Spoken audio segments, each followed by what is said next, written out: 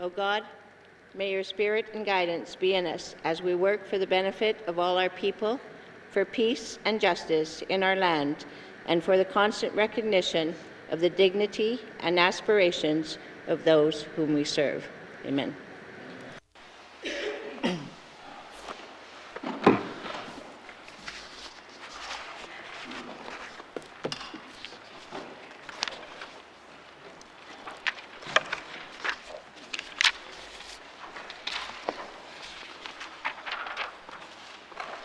Colleagues, before we begin, I would like to take this opportunity to recognize some visitors to our proceedings today. I am pleased to welcome the grade 3 class from École Éclos. It's great to see students here learning about consensus government. Thank you for joining us today. Merci. Minister statements. Minister responsible for infrastructure. Mr. Speaker, the Northwest Territories transportation system is critical to connect residents and communities, to support the economy and allow for delivery of goods and services. Our government is committed to improving, maintaining, and expanding our highway system to offer safe and reliable infrastructure that can adapt to effects of time and climate change, while also creating training and employment opportunities for our residents. Mr. Speaker, we had another busy highway construction season last year.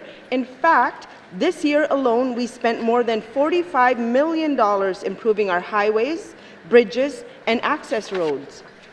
Some of the highlights of the work included more than 160 kilometers of chip seal overlay, 68 kilometers of roadway rehabilitation, 5 bridge rehabilitations, pre-engineering work for the rehabilitation and replacement of several structures, and the completion of approximately 135 bridge and culvert inspections.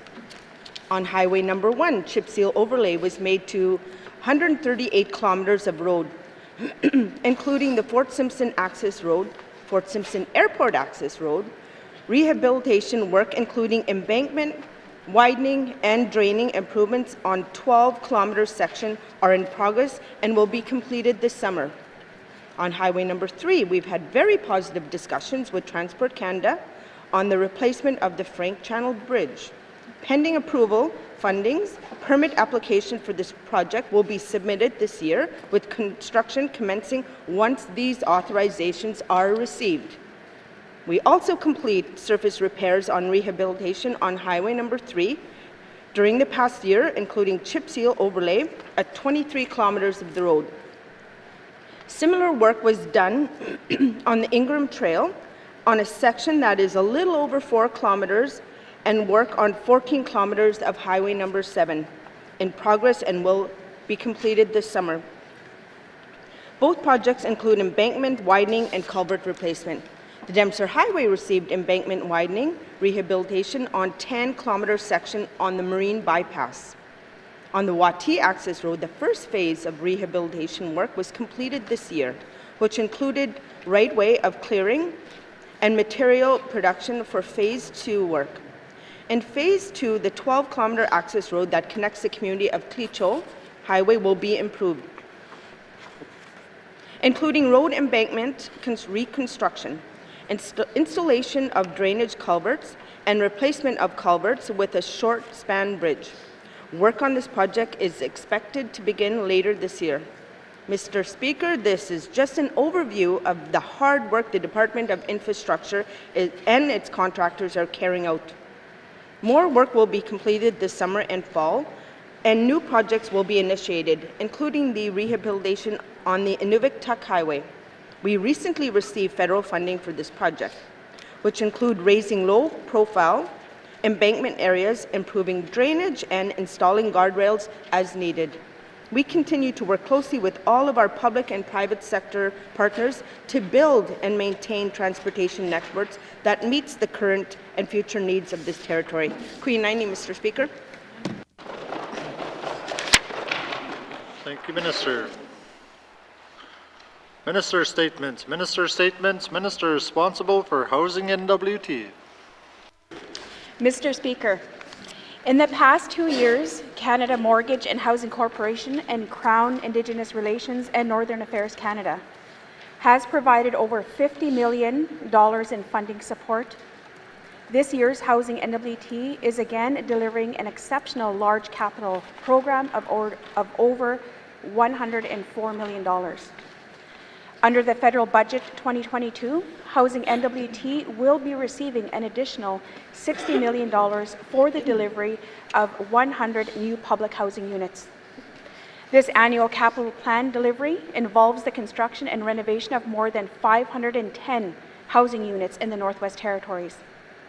This plan includes investment in public housing units, hundreds of major retrofits and biomass district heating projects, and supporting the construction of some market housing units. Mr. Speaker, I am pleased to advise that approximately 80% of this delivery is now either already completed or in the construction phase. To date, Housing N.W.T. has awarded negotiated contracts to 8 Indigenous governments and businesses for the delivery of 30 new housing units that were awarded to Delta North Alliance, Fort Smith Métis Council, Norman Wells Claimant Corporation, Hay River Métis Government Council, Lily des Coins First Nation, Deninikwe First Nation, MYB Construction in Toledo, and Techi Limited in Delaney. Also under the Clecho Infrastructure Cooperation Agreement, Housing N.W.T. awarded the construction of a local housing organization office and duplexes in Beshico and N.W.T. Mr. Speaker, as part of Housing N.W.T.'s strategic renewal, Housing N.W.T. has put a focus on engagement with Indigenous governments, and a good example is the implementation of this capital plan delivery. This engagement does not only include negotiated contract opportunities, but also opportunities for Indigenous governments to directly participate in housing design and other delivery aspects such as site selection, engagement, and strong communication have been a major focus of our renewal efforts. In addition to our own delivery, we will continue to work in partnership with Indigenous governments, community governments, and non-governmental organizations to help them access funding through the Government of Canada's National Housing Co-Investment Fund. Mr. Speaker, as part of our renewal, we have taken more client-focused approach. The co-investment fund application process can be very cumbersome and requires significant resources to move through the different application phases. Housing N.W.T.'s Community Relations Advisor works closely with Indigenous governments and non-governmental organizations, the private sector, and other partners to support applicants from across the Northwest Territories. As they move through this complex process, the support Housing N.W.T.'s mandate to ensure the well-being of individuals and communities and assist those most in need. Mr. Speaker, beyond the benefits of adding housing options in communities where new units are built, the economic benefits of construction delivery can provide meaningful opportunities for employment. Housing N.W.T. is committed to working with northern contractors as much as possible in order to maximize the benefit of these projects. I'm very proud of Housing N.W.T.'s track record in being able to support our local and northern businesses. 99% of Housing N.W.T.'s contracts were awarded to local and northern businesses during this past year's capital delivery. And similar levels of support are expected again next year. Mr. Speaker, Housing N.W.T.'s capital plan delivery continues to support critical training and skill development opportunities for residents. In April 2020, Housing N.W.T. amended its construction contracts to require general contractors to support at least one northern apprentice for the duration of the construction project. I am pleased to advise that in addition to the 12 apprenticeship positions that Housing N.W.T. is supporting with local organizations, this new apprentice hire requires 4 general contractors to support and create 35 new apprenticeship work assignments to date. Mr. Speaker, This coming year, we will see the completion of our partnership in building market housing units for RCMP. During the renewal conversation, Housing N.W.T heard that a number of partners are interested in exploring market housing delivery. As a result of those conversations, Housing N.W.T will soon be engaging with partners across the Northwest Territories to further explore the need for market housing units in smaller communities.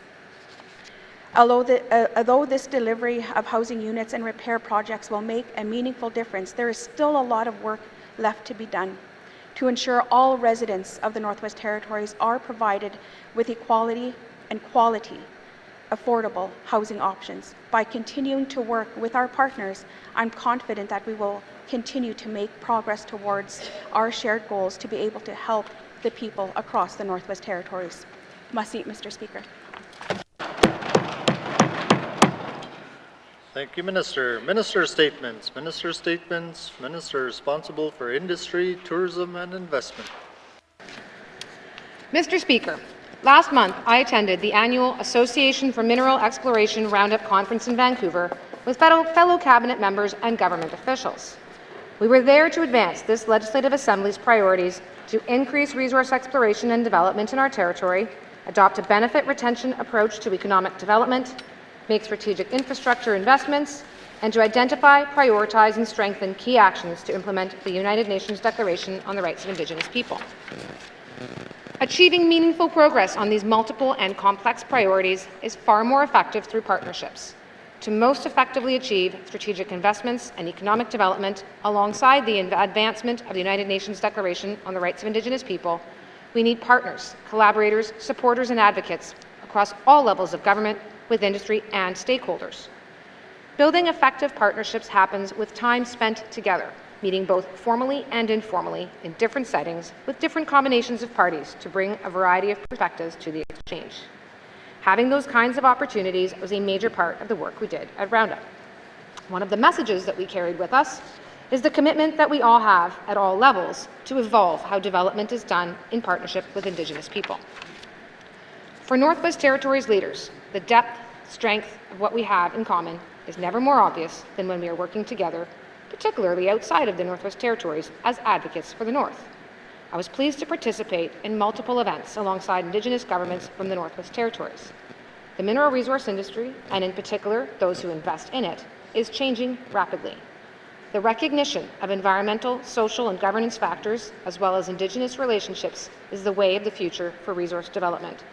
As I have said before, this is the way we have done business in the North for a long time, and together with the Northwest Territories delegates and Indigenous delegates, the G&WT was able to showcase the partnered and sustainable approach to resource development that exists here. Our collective presence at a forum like Roundup and strong advocacy for the Northwest Territories made each of our messages stronger. This year was a particularly strong showing of our movement towards a more whole-of-government approach to governance. Our delegation included, at different times, Premier Cochrane, Minister Archie, and also officials from infrastructures, lands, environment and natural resources, finance, and industry, tourism, and investment. We were also supported by the presence of MLA Janeway Ellen Armstrong, a member from Molesweet, as a representative of the Standing Committee on Economic Development and Oversight. Together, we met face-to-face with operators and company executives interested or already working in our territory, as well as those who are new to the opportunities in the Northwest Territories.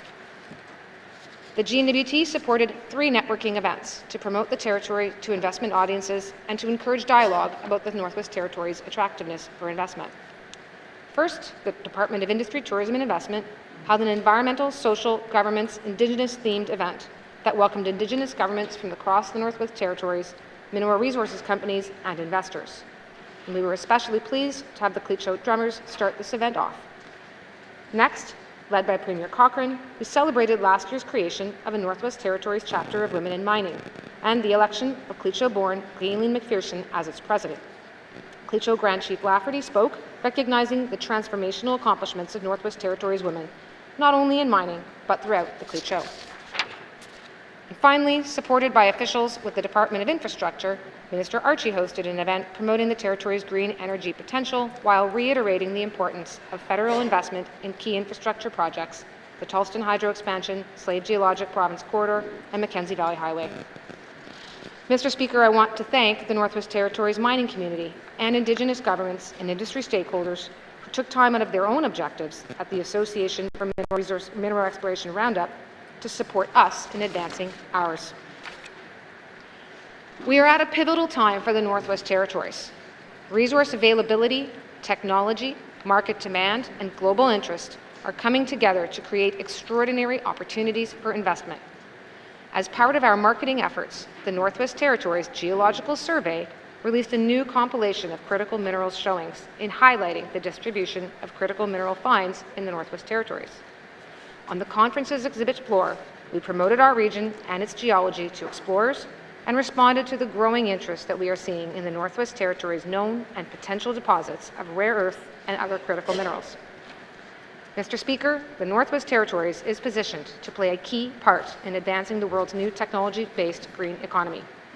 More importantly, we have the opportunity, as governments and industry together, to contribute to economic growth and prosperity in Northwest Territories communities where it is so needed. Thank you, Mr. Speaker. Thank you, Minister. Minister statements. Minister statements. Member statements. Member statements. Member for Haver South. Thank you, Mr. Speaker. Mr. Speaker, when excuse me, when it comes to the illicit drug trade, it is all about money, power, and control for those higher on the food chain, and all about access to drugs and the high it provides for those addicted. Life is unimportant to those in the drug trade, as many of us have attended numerous funerals and services for friends and family murdered because of it. Families are being torn apart with little or no consequence for those responsible. It is time for this government to provide our frontline enforcement and health workers with the tools needed to effectively deal with the illicit drug trade and addictions. Mr. Speaker, all levels of government continue to talk about how to address the drug problem. Billions of dollars is being spent on drug enforcement and addictions treatment, yet the problem is only worsening. Over the last several decades, the tools used by the enforcement personnel to combat the drug trade continue to be eroded. The public, although not pleased with what is happening, are often reluctant to get involved due to the possibility of retaliation by what is a well-organized criminal element. Mr. Speaker, as I said previously, it is about money, power, and control.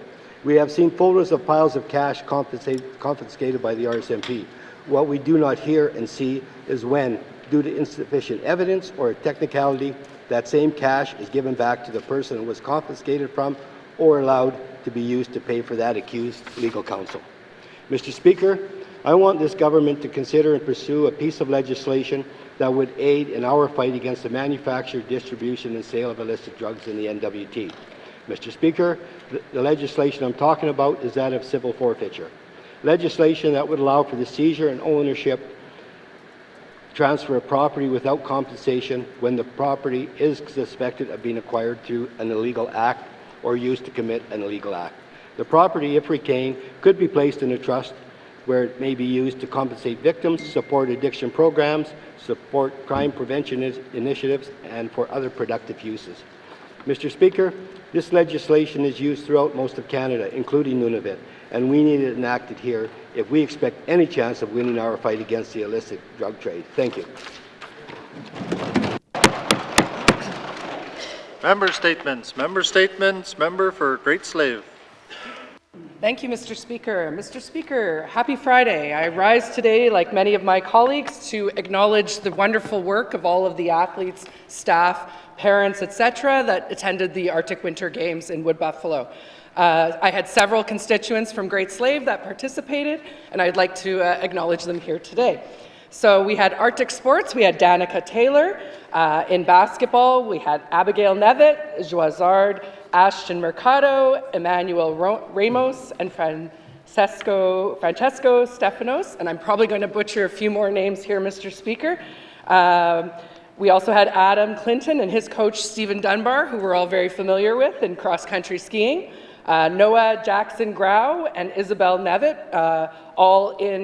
and Nathan Stefanos, who all participated in the futsal tournament. And we had Kaylee Grant, who was coaching ice hockey, and her participant, Adrina McDonald. Mission staff included Rami Ayashe, Tyler Rentmeister, Oliver Williams. We had table tennis with Sophia Baricello, and both volleyball, Thea Samantha Marzan, Trey Grantner, and their coach, Chad Hinchy. I just wanted to say, Mr. Speaker, I've really enjoyed watching all of the posts that were being made by various participants, as well as the organization and Team N.T. It seemed like everybody was having a wonderful time, and I know for myself that as a child, those opportunities to travel and meet other kids from other places go well beyond sport, and build those future leaders for us as a territory. So just wanted to say congratulations to them all. They did wonderful and they made us proud. Thank you, Mr. Speaker. Thank you, Member for Great Slave. Member statements. Member for Thabacha. Thank you, Mr. Speaker. Mr. Speaker, this past Tuesday, the Government of the Northwest Territories shared its plan to address changes to the affirmative action policy. In their announcement, it states the government's intention to replace the existing affirmative action policy with two new policies in its place: the Indigenous Employment Policy and the Employment Equity Policy. The Indigenous Employment Policy would prioritize hiring persons who are descendants of Dene, Inuit, and Métis people, who are Indigenous to the present-day boundaries of the N.W.T. And the Employment Equity Policy would provide preferred hiring to Indigenous Canadians, racialized persons with disabilities, members of the LGBTQ community, and long-term Northerners. Well, Mr. Speaker, there's a lot of new ideas in there, some of which I agree with, but some that I do not. I do agree with the Indigenous Employment Policy, which is nearly identical to the existing affirmative action policy. And I do agree with providing priority hiring to long-term Northerners, whether Indigenous or not. However, I don't agree with them doing priority hiring to all Indigenous Canadians at large. To be clear, I have no issues with Indigenous Canadians who are not born in the N.W.T. being employed by our public service. I just take issue with that group of people getting the same affirmative action status as the Dene, Inuit, and Métis people born in the N.W.T. To me, that does not solve the issues with the affirmative action policy. It just widens the net for who qualifies as priority one hiring, which I'm sure is not what the majority of the Dene, Métis, and Inuit people of the N.W.T. wanted to hear. I seek unanimous consent to complete my statement, please, Mr. Speaker. Thank you, Member for Thabacha. The member seeking unanimous consent to conclude her statement. Are there any nays? There are no nays. You may conclude your statement. In addition, Mr. Speaker, I don't know how the government is unveiling these new policies. Before announcing this to the media, Cabinet should have first come to regular members for input and feedback. Cabinet also should have taken these proposed changes to the Intergovernmental Council to consider the input from the Indigenous governments who are part of that council. Lastly, Mr. Speaker, in the news release on these new policies, the Government of the Northwest Territories announced they'll be hosting public engagement sessions in various communities across the N.W.T.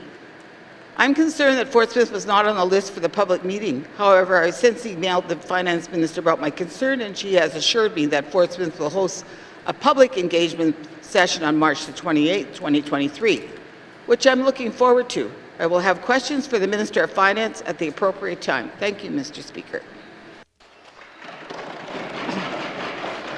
Thank you, Member for Thabacha. Member statements. Member for Inuvik Twin Lakes.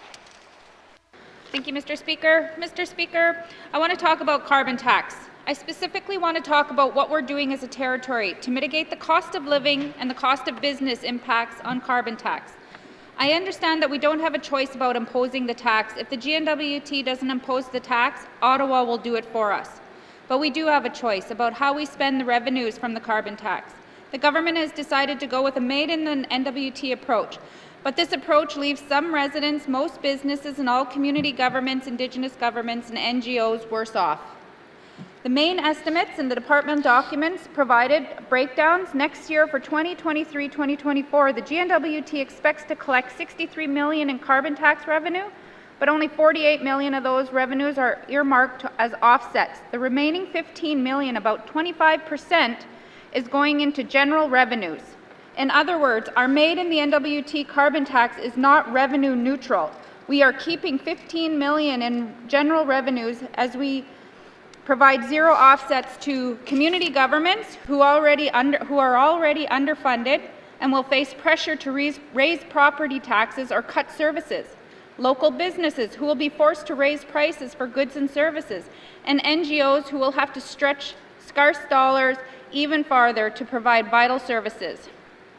At the same time, of the $48 million in offsets that we do provide, the biggest piece, $24 million or half, goes to the large emitters. That's more than $20 million. That's more than the $20 million in the COLO payments to households. How fair is that? Mr. Speaker, I know my colleagues on the other side share my frustration and disappointment at the way Ottawa is pushing its carbon tax with too little regard for our unique northern circumstances and its historical responsibilities to our region. But if we are going to go with the made in the N.W.T. approach, then we ought to have something that is better than the federal approach, something that is fairer too, so that the government returns all revenues and all sectors of society can mitigate the tax. I'll have more questions for the Minister of Finance on making our carbon tax offsets fair. Thank you, Mr. Speaker. Thank you, Member for Inuvik-Twin Lakes. Member statements. Member statements. Member for Frame Lake. Merci, Monsieur le Président. The Diavik Diamond Mine is set to cease production in 2025, and there's some questions about what this government is doing to plan for that event. Under the devolution agreement, GNWT is fully responsible if the operator cannot or will not carry out any required remediation, so there's a lot at stake. The final closure and reclamation plan was submitted to the Wakaji Land and Water Board on October 13, 2022. It is undergoing a thorough review and is subject to approval of that board. There are some curious statements in this plan regarding the airstrip, which is 1,600 meters long and has a 45-meter wide granular surface. It's capable of accepting Boeing 737 jets and Hercules aircraft. The plan for the airstrip is that, quote, it will be recontoured to remove steep sides and berms, scarified where human and wildlife access routes are not envisaged, and targeted for revegetation, end of quote. The plan also states, quote, DDMI is awaiting an expression of interest from the GNWT, and if there is interest, a path forward and schedule for transfer of airstrip responsibilities, end of quote. All activities associated with decommissioning these facilities are to occur between 2027 and 2028. It appears from the cost estimates submitted by Diavik that the reclamation of the airstrip will cost them about $132,000 using equipment already at the site, and a portion of the revegetation costs for the entire site that are set at about $1.4 million. If a third party had to do this work after the site is abandoned, the airstrip reclamation would be exponentially higher with mobilization, demobilization, and other associated costs. It's clear that Diavik would save money by not having to reclaim the airstrip, but it's not clear whether those eventual costs or interim operational and maintenance costs will be funded by Diavik for any residual infrastructure it or others want left at the site. Another big issue for GNWT is what happens to the NWT-based workforce at Diavik when it closes in 2025. According to the latest Diavik socioeconomic monitoring report from 2021, 500 of the 1,200 employees are 40% are NWT or Nunavut residents. Mr. Speaker, I seek unanimous consent to conclude my statement. Thank you, Member for Frame Lake. The member seeking unanimous consent to conclude a statement. Are there any nays? There are no nays. You may conclude your statement. Merci, Monsieur le Président. Thanks to my colleagues. The Socioeconomic Monitoring Agreement is extremely weak, and the only mention of closure is in Appendix D on cultural and community well-being. It states, quote, DDMI will introduce and maintain the following measures to assist Northerner employee to perform well in their jobs and to help their local communities cope with any potential effects of the project. Item X on closure, gradually reduce employment at the site, end of quote. That's it. That's all that's in the agreement. I understand that DIVIC has an extensive program, though, in place for individual career planning and placement post-closure. My question is, what is N.W.T doing? I'll have questions later today for the Premier as the closure issues at DIVIC cut across several departments. Merci, Mr. Speaker. Thank you, Member for Frame Lake. Member statements. Member for Tunade-Welde. Thank you. Thank you, Mr. Speaker. George Drew was born on December 10, 1979, and died on October 8, 2022, at the age of 42. Born in Yellowknife to George Jr. Sr. and the late Denise Jerome. George is survived by two sisters, Kim and Charlene Giroux, and his daughter, Mercedes Pearl Charlene Giroux. George was a Diniquin First Nation member and traveled with his father throughout his youth. Living in Fort Providence and Pine Point, George attended many schools, as a result making many lifelong friends, especially from Diniquin School. Always very respectful and well-mannered and polite, George grew up with the teaching of his grandparents and his father. He had extensive knowledge of the land and water that was reflected in many great hunting and fishing trips with his family and friends. With the sad circumstances of George's passing by drowning in the Slave River, his family wishes to express deep appreciation for all the searchers and recovery efforts to bring George home. Service was held on Wednesday, October 26, 2022. George will be mourned and greatly missed by who all knew him. Merci. Thank you, Member for Tunade-Welde. Our thoughts and prayers are with the family and the community at this time. Member statements. Member for Kamloops. Thank you very much, Mr. Speaker. Mr. Speaker, we heard in the Minister's statement today that the N.W.T. Housing Corporation is currently completing construction renovation of more than 510 housing units in the Northwest Territories. But this does not adequately address our housing infrastructure deficit in the Northwest Territories. This has primarily required operations and maintenance on existing units and includes 100 new units over these last 4 years. When some of this long-standing public housing has been devolved into home ownership already. So I'd like to instead talk about the absolutely outstanding announcement from the Nunavut Housing Corporation that was announced yesterday.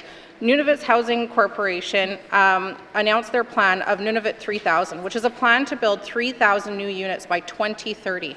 Nunavut plans to achieve its goal by incentivizing and pursuing partnership with Inuit organizations, the private sector, and other levels of government to expand the housing continuum and provide safe, secure, and affordable housing. Nunavut 3000 will add 300 transitional housing beds, 1,400 public housing units, 900 affordable housing units, and 400 market housing units. Because the northern housing crisis, as we all know, goes beyond a need for public housing.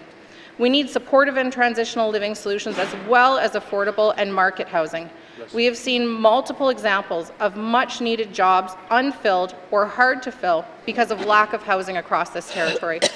This plan expands the Nunavut housing continuum and increases the range of housing options, reduces the social and economic costs of inadequate, unaffordable housing, increases the housing stock that meets modern building codes and performance standards, supports the development of a stronger housing supply chain, realizes true partnership to improve the social and economic conditions of Inuit through housing, and provides training through Earn While You Learn opportunities that increase pre-apprentices, apprentices, and skilled tradespeople. Nunavut suggests that for every $1 million in housing capital investment, 5.9 jobs, each paying $64,000 a year, are generated.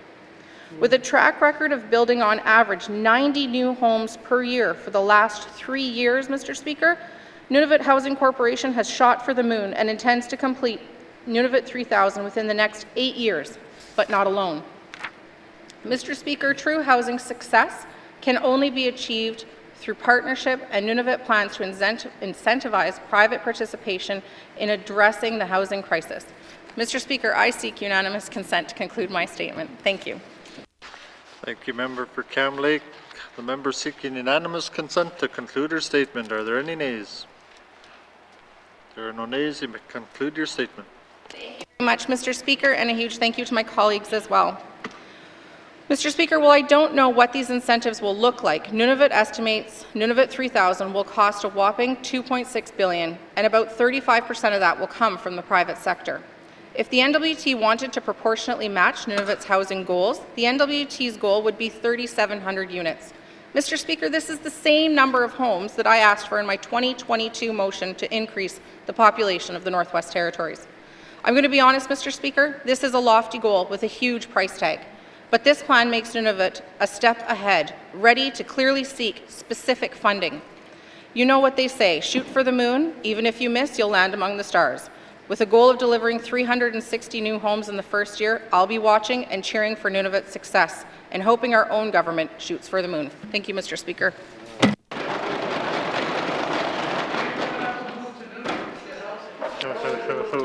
Order. Thank you, Member for Cam Lake. Member statements. Member statements. Member for Decho. Let's see, Mr. Speaker. Mr. Speaker, yesterday I stood up in the House and made a statement regarding lack of first responder services in our community. And I spoke about the past incidences where we counted on the nurses and the RCMP, and they did at that time help respond to serious incidents within the community, whether they were accidents or deaths. And I also spoke about the lack of RCMP attention to assist our community members, even though they were called. Yet the RCMP is noted in our community to attend to check on people on probation, even. And they attend to accidents now and then, so their service is pretty sketchy. You know, our communities face numerous challenges on delivering these type of programs, as we don't have the population or the funding levels that the larger centers receive. So we're really up against a brick wall. We don't have, well, it says the funding, or we don't have people that are trained. And you know, when you take up the illicit drug trade, and it's hit in my community, you know, Fort Providence too, and many other small communities. And with that, there's always the fear, and it has happened that we're dealing with overdoses. You know, whether it be from poisoning or whatever, it's still an overdose, and it's becoming rampant. There's nothing that we can do as community members without the help of the RCMP services there, and also the help of the nursing profession. Mr. Speaker, I seek unanimous consent to conclude my statement. Merci. Thank you, Member for Decho. The member is seeking unanimous consent to conclude a statement. Are there any nays? There are no nays. You may conclude your statement. Merci, Mr. Speaker, and merci, colleagues. Mr. Speaker, we're dealing with a policy with the Health Department, or or I think it's across all G&W.T departments, because I notice other employees have a ball and chain that they're stuck to their desk. And it's happening with the health department. There was no consultations with the communities in the past about this situation, which is a very serious situation for our community. And we need to see that changed. We would like consultations with communities in addressing this issue.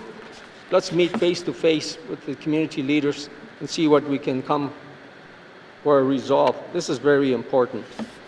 Another thing too, we keep getting directed to MACA, but it's going to be under the Volunteer Fire Department, which is already stretched to its limits and very limited funding. And we're asked to get a first responder from that department. We're not going to get that without serious funding, and attention by this G&W.T to assist us to get to that goal.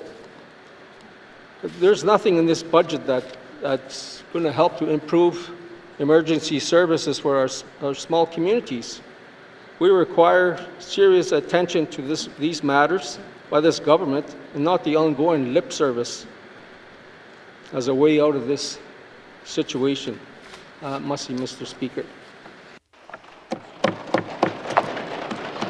Thank you, Member for Decho. Member statements. Member for N.W.T. Thank you, Mr. Speaker. Mr. Speaker, my riding in N.W.T are resource-rich and cash-poor. Our land, we have enough oil and gas for the Inuvialuit to prosper for generations. But, Mr. Speaker, resources are all locked up by our federal government. Mr. Speaker, people in my riding are overcrowded homes, they have the highest cost of living, and they're the most food insecure. The struggle with the drug and alcohol addictions is everywhere, and it is a little opportunity to work. Mr. Speaker, we lack hope. We lack opportunities. We need the economy back. We need the oil and gas development so that people could go back to work, earn a good living, pay their bills, buy their own homes, and put food on the table. And when the oil and gas was going, all 9 communities were prospering in the Beaufort Delta. Everyone was working. But, Mr. Speaker, this government is preventing the N.W.T riding from getting ahead. Why isn't our Premier standing up for us? This federal government has extended the moratorium on the offshore for another year. It can't develop offshore resources. Why? But last year, the federal government approved the oil and gas project off the coast of Newfoundland and Labrador so they can approve the projects in the East Coast. But why they're not taking so long to provide for the North? Oil and gas has been in the Delta since the 70s, 80s, 90s, and early 2000s, Mr. Speaker. I'm born and raised in Tuck, and I've seen it all. I've seen oil companies come and go, but everybody had work and everybody had food. Why is the G&W.T allowing this moratorium to drag on when our people need work? Mr. Speaker, the federal government is delaying development also in resources for settlement on M18, a project, a natural gas project, right outside of my home community of Tuck on 7-1A Inuvialuit lands is a settled land claim. We settled that land claim in 1984, 39 years ago, Mr. Speaker, and they're holding up the project. It's unacceptable. Mr. Speaker, this project is delayed, and what is our G&W.T doing about this?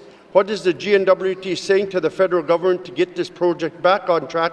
And what is our Premier saying about the offshore? And I'll have questions for her later today. Thank you, Mr. Speaker. Thank you, Member for N.W.T. Member statements. Member for Yellowknife North. Thank you, Mr. Speaker. It seems our health system's on a pretty clear trajectory, which is that its deficit keeps going up and the number of services we offer keeps going down. And Mr. Speaker, I recognize that many of these are due to the inability and the struggle to find specialized services. And the latest victim in this is our rheumatology program, which has recently been discontinued and transferred down to Alberta. However, Mr. Speaker, after this program was canceled, we all found out in the news that perhaps it wasn't so hard to find a rheumatologist, and in fact, there was one who had been working with the health system and had intentions to start a multidisciplinary arthritis program. But in order to do that, that rheumatologist would have It is an extra allied health position so to ensure the continuity of care. And what happened here is asking the health authority for an extra position takes time, I get that. But over a year went by with no response, and eventually the rheumatologist gave up. But he tried one more time with another plan that would not have just as much continuity of care, but at least they would ensure we are providing some rheumatology services in the north. Well, once again, HSS didn't get it together, and we didn't get that plan. And so the plan became, we'll ship this down to Alberta.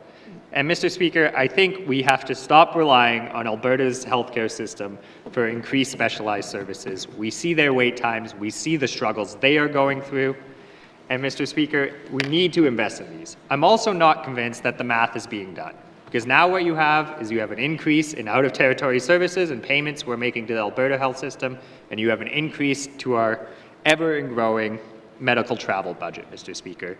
If we just worked with the specialist who was initially here to provide those services, work to slowly grow the practice and provide that continuity care, I believe our patients would be better off.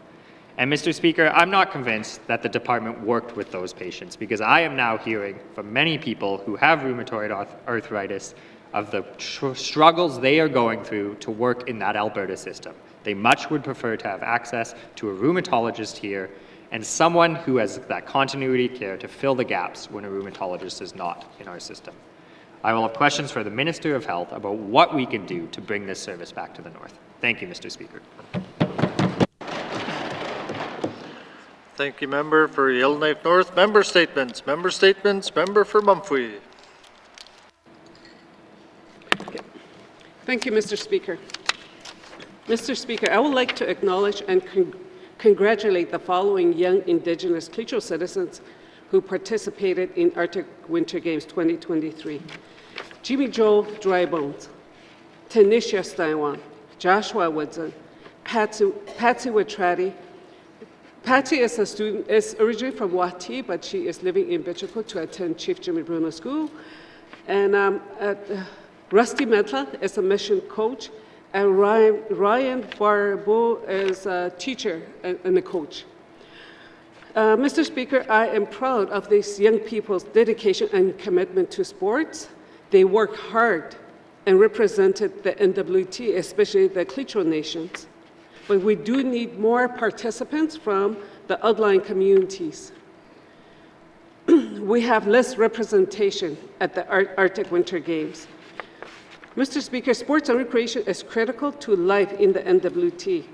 We need to ensure that our children and youth always have outlets and opportunities to play and compete in sports. We know that sports give discipline, structure, and opportunities. Exercise and sports is good for mental health, as it is widely reported, and it is a healthy outlet.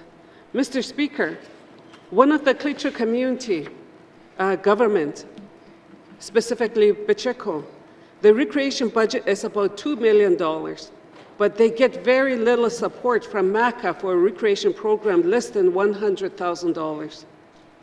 The community governments are the funding and recreation programs are using the funds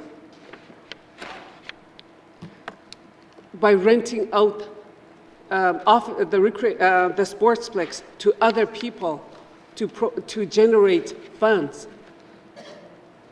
And even the rent is not enough to sustain the program and services delivered.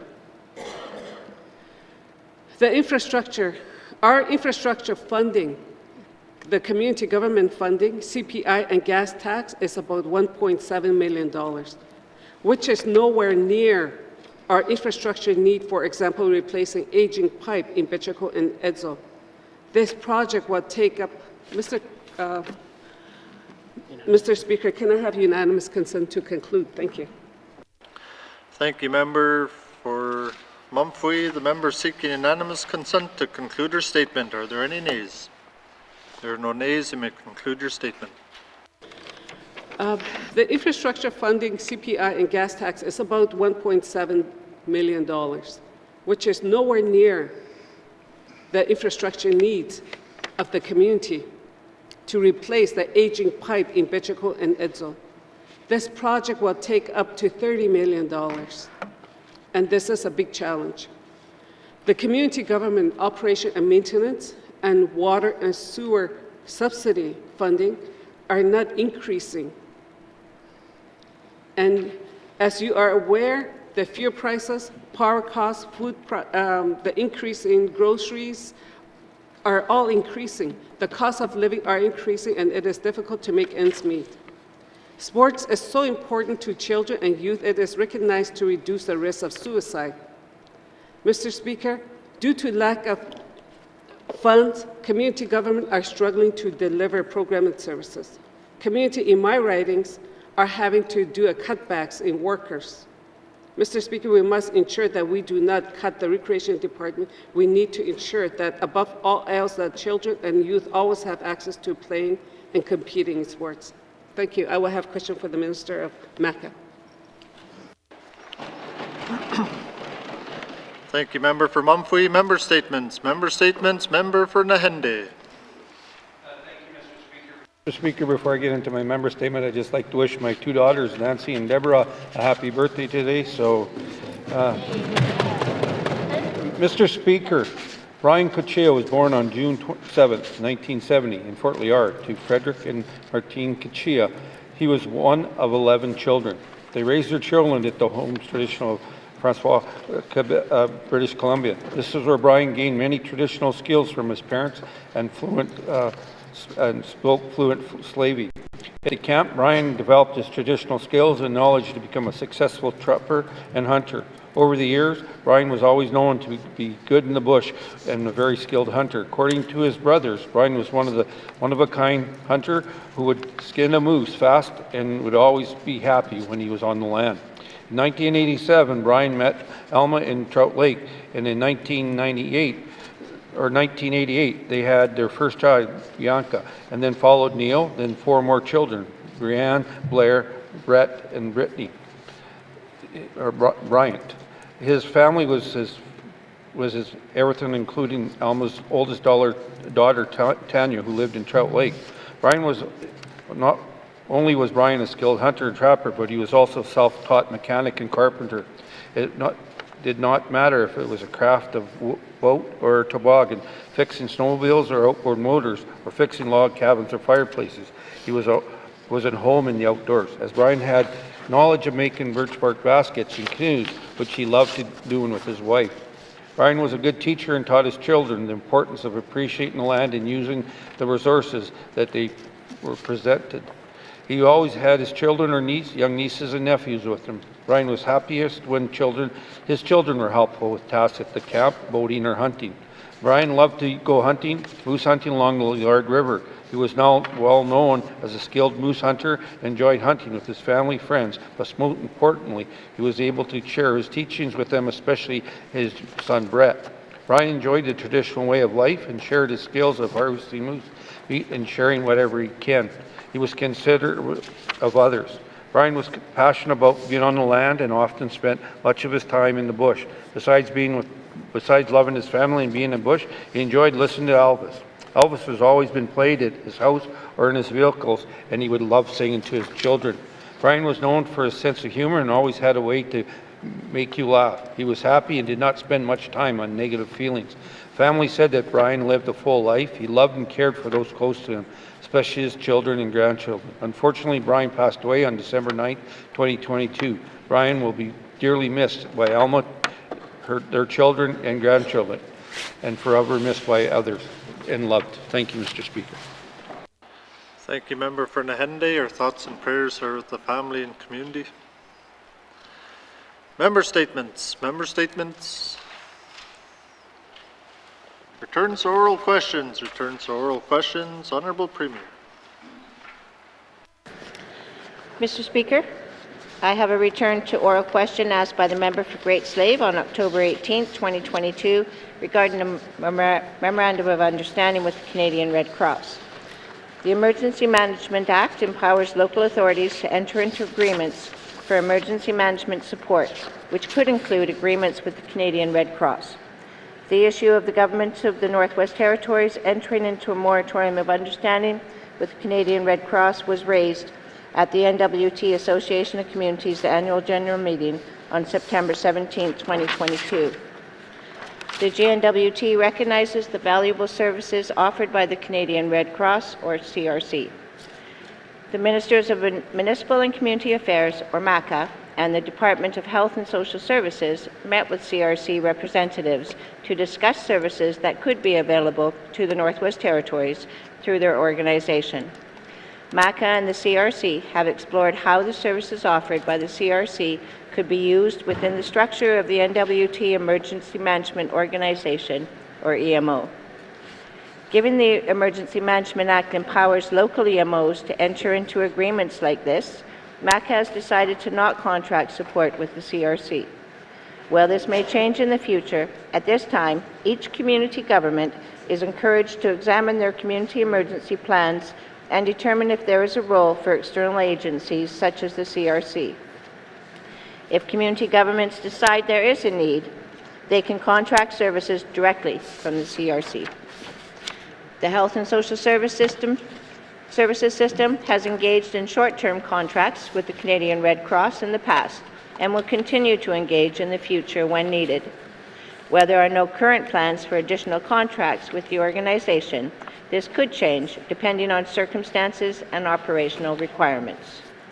I understand that the Territorial Planning Committee, with membership from all government departments and agencies, will be reviewing the Northwest Territories Emergency Plan in the near future. Through this committee, departments are supported to examine where an agreement with the Canadian Red Cross could be beneficial for them. Thank you, Mr. Speaker. Thank you, Premier. Returns to oral questions. Returns to oral questions. Recognition of visitors in the gallery. Recognition of visitors in the gallery. Member for Great Slave. Thank you, Mr. Speaker. Before I recognize my visitors in the gallery, I would like to say that I misspoke during my statement and didn't realize that Oliver Williams was in fact Cabin Radio's Ollie Williams, and I would like to just clarify that. I was sent a memo just to let me know that that was the case. So I would like to recognize CKLB's reporter Ian Down, who's in the gallery today, and his parents, Richard and Valerie Down, who are visiting Yellowknife for the first time. Thank you, Mr. Speaker. Thank you, Member for Great Slave. Recognition of visitors in the gallery. Member for Yellowknife North.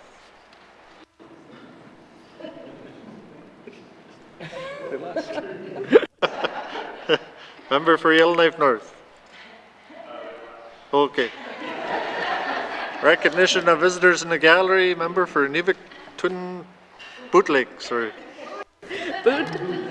Thank you very much, Mr. Speaker. Mr. Speaker, I'd like to welcome my constituency assistant, Arlene Hansen, who's joining me this week. Thank you very much, Arlene, for being here with me. And while I'm up here, Mr. Speaker, I'd also like to acknowledge our Nuvik interpreters, Lillian Elias and Valerie Stephenson from Inuvik. Thank you, Mr. Speaker. Thank you, Member for Nuvik Bootleg. Recognition of visitors in the gallery. Member for Range Lake. Thank you, Mr. Speaker. I'd like to start by recognizing 2 pages from the Range Lake North School that are in the House. Devyesh Chotalai and Ethan Bottomley. And I'm also going to try for the 100th time to recognize a Range Lake constituent, Mr. David Wasilsu. Thank you, Mr. Speaker.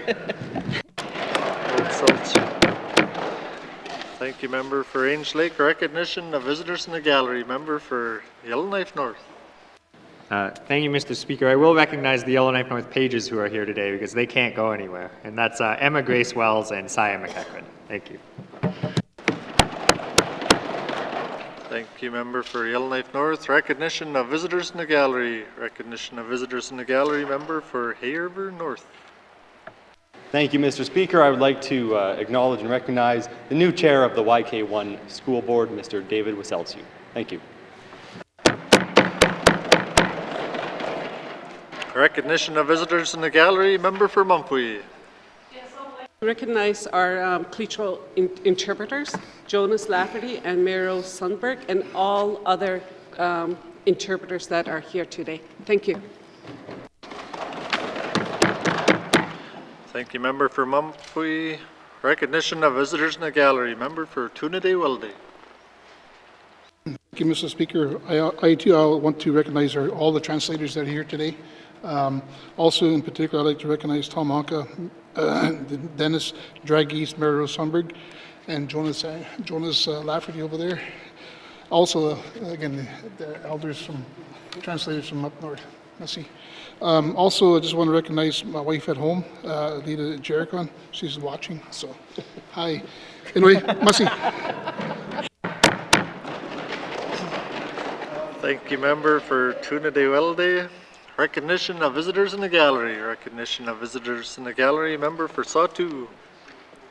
Thank you, Mr. Speaker. I would like to recognize the translators, Teresa Echinelli and Sarah Cleary, and thanking them for translating our session here in the North Slavey language and having the people of the Sawtoo enjoy our proceedings. Thank you, Mr. Speaker. Thank you, Member for Sawtoo. Recognition of visitors in the gallery. Recognition of visitors in the gallery. Replies to budget address, day 3 of 7. Recognition. Replies to budget address. Acknowledgements. Acknowledgements. Oral questions. Oral questions. Member for Thabacha. Thank you, Mr. Speaker. Mr. Speaker, can the Finance Minister tell us if the Government of the Northwest Territories has sought any feedback from Indigenous governments, Indigenous organizations on the new Indigenous employment policy or the employment equity policy? Thank you, Mr. Speaker.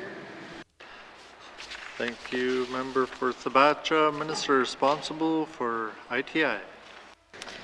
Thank you, Mr. Speaker. Yes, Mr. Speaker, this a letter was sent firstly to all Indigenous governments back in October. Around that time, there was also a letter sent to colleagues from all of the Assembly, letting them know that this work was underway. This was, of course, in response to a commitment made in this House, I believe, by the Premier with respect to the affirmative action policy and saying that it was high time to get this work moving. And so that consultative process, as I said, began in October and is continuing now. Thank you. Thank you, Minister. Oral questions. Member for Thabacha. Thank you, Mr. Speaker. I guess maybe the Indigenous government haven't read it yet. Mr. Speaker, can the Minister tell us if she is confident that the Dene, Inuit and Métis people from the N.W.T will be supportive of the new Indigenous employment policy and the employment equity policy? Thank you, Mr. Speaker.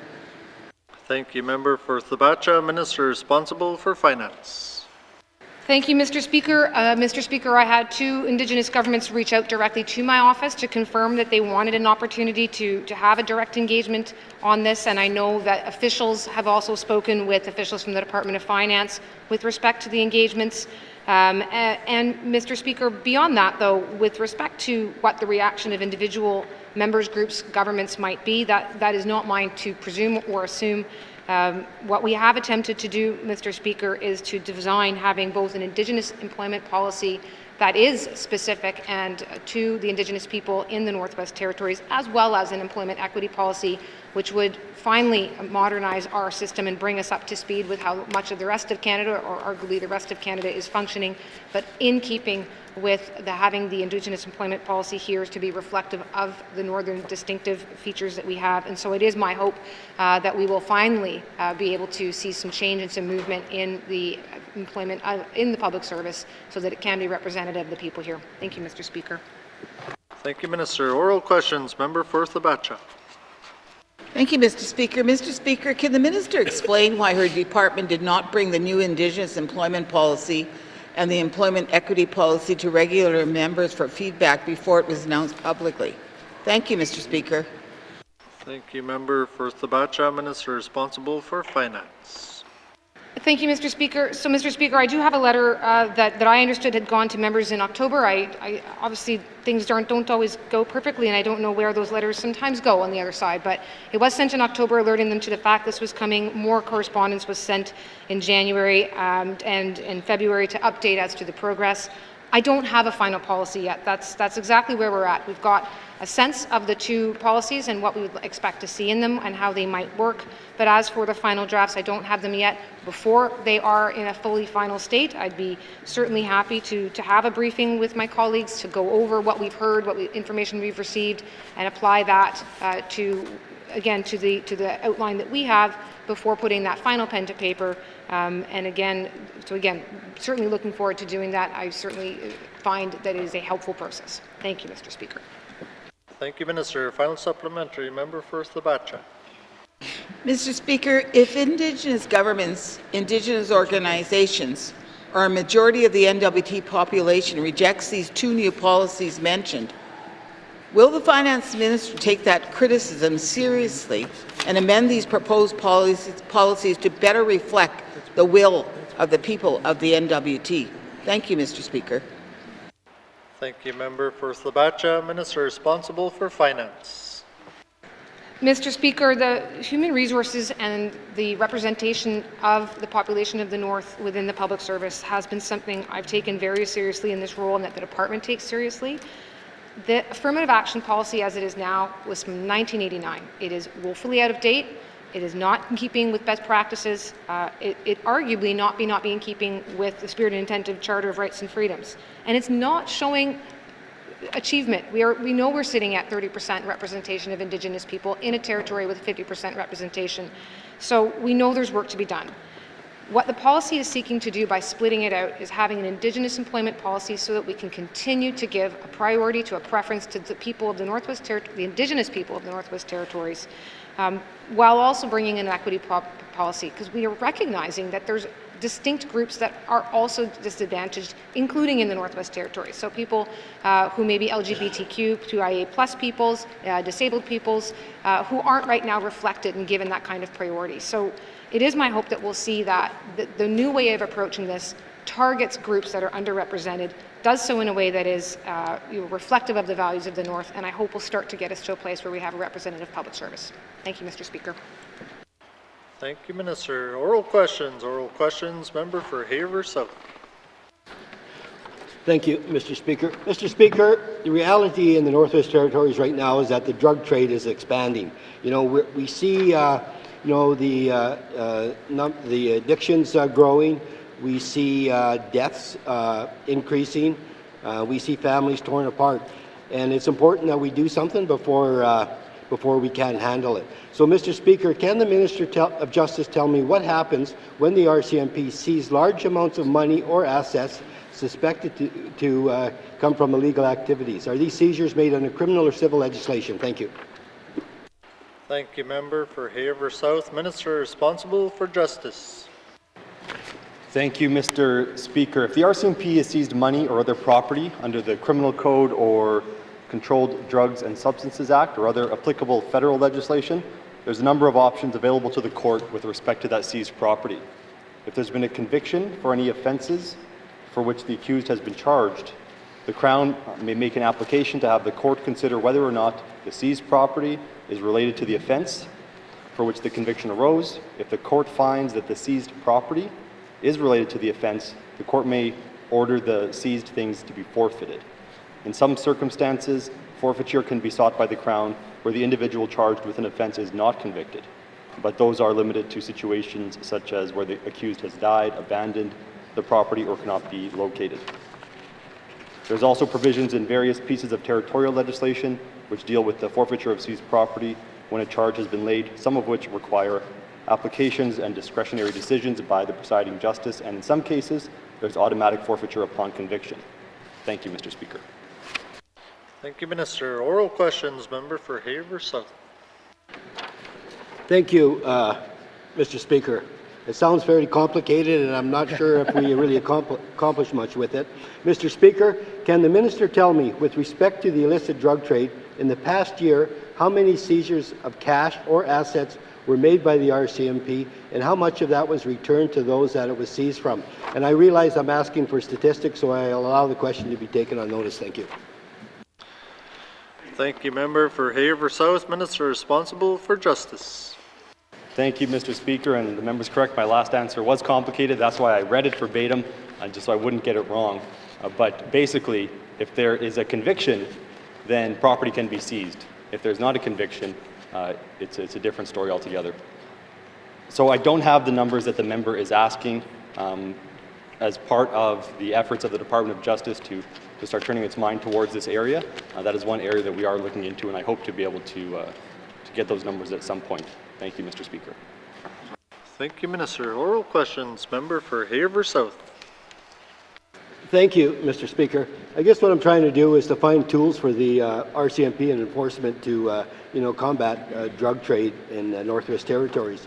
So I'd ask the Minister to confirm if the department has looked at current civil legislation to see if it can be used to address some of the issues caused by the drug trade. And I'm talking about, for example, the Fire Prevention Act, the Residential Tenancies Act. Can we use them as it stands now, or can we tweak them so that we can make it so that the RCMP might be able to use it in fighting the drug trade? Thank you. Thank you, Member for Haver South. Minister responsible for Justice. Thank you, Mr. Speaker. And those are the same questions that I am asking. Sometimes drug houses might be fortified, and so perhaps there's a way through existing legislation to enter those premises. The Residential Tenancies Act does have provisions which allows a landlord to, or allows for evictions to occur when residents are carrying on illegal activities, but that's initiated by the landlord, not by the RCMP. So there are some options available, but not what the member is looking for, but we are exploring those. Thank you. Thank you, Minister. Final supplementary. Member for Haver South. Thank you, Mr. Speaker. Yeah, and we're counting on, criminal legislation, and it's tough to get convictions sometimes. It takes a long time, and for instance, I had one constituent who had people in the house under the Residential Tenancies Act trying to get rid of somebody because there's illegal activities there. Well, you got to prove that in the court, and if you don't, they just stay there.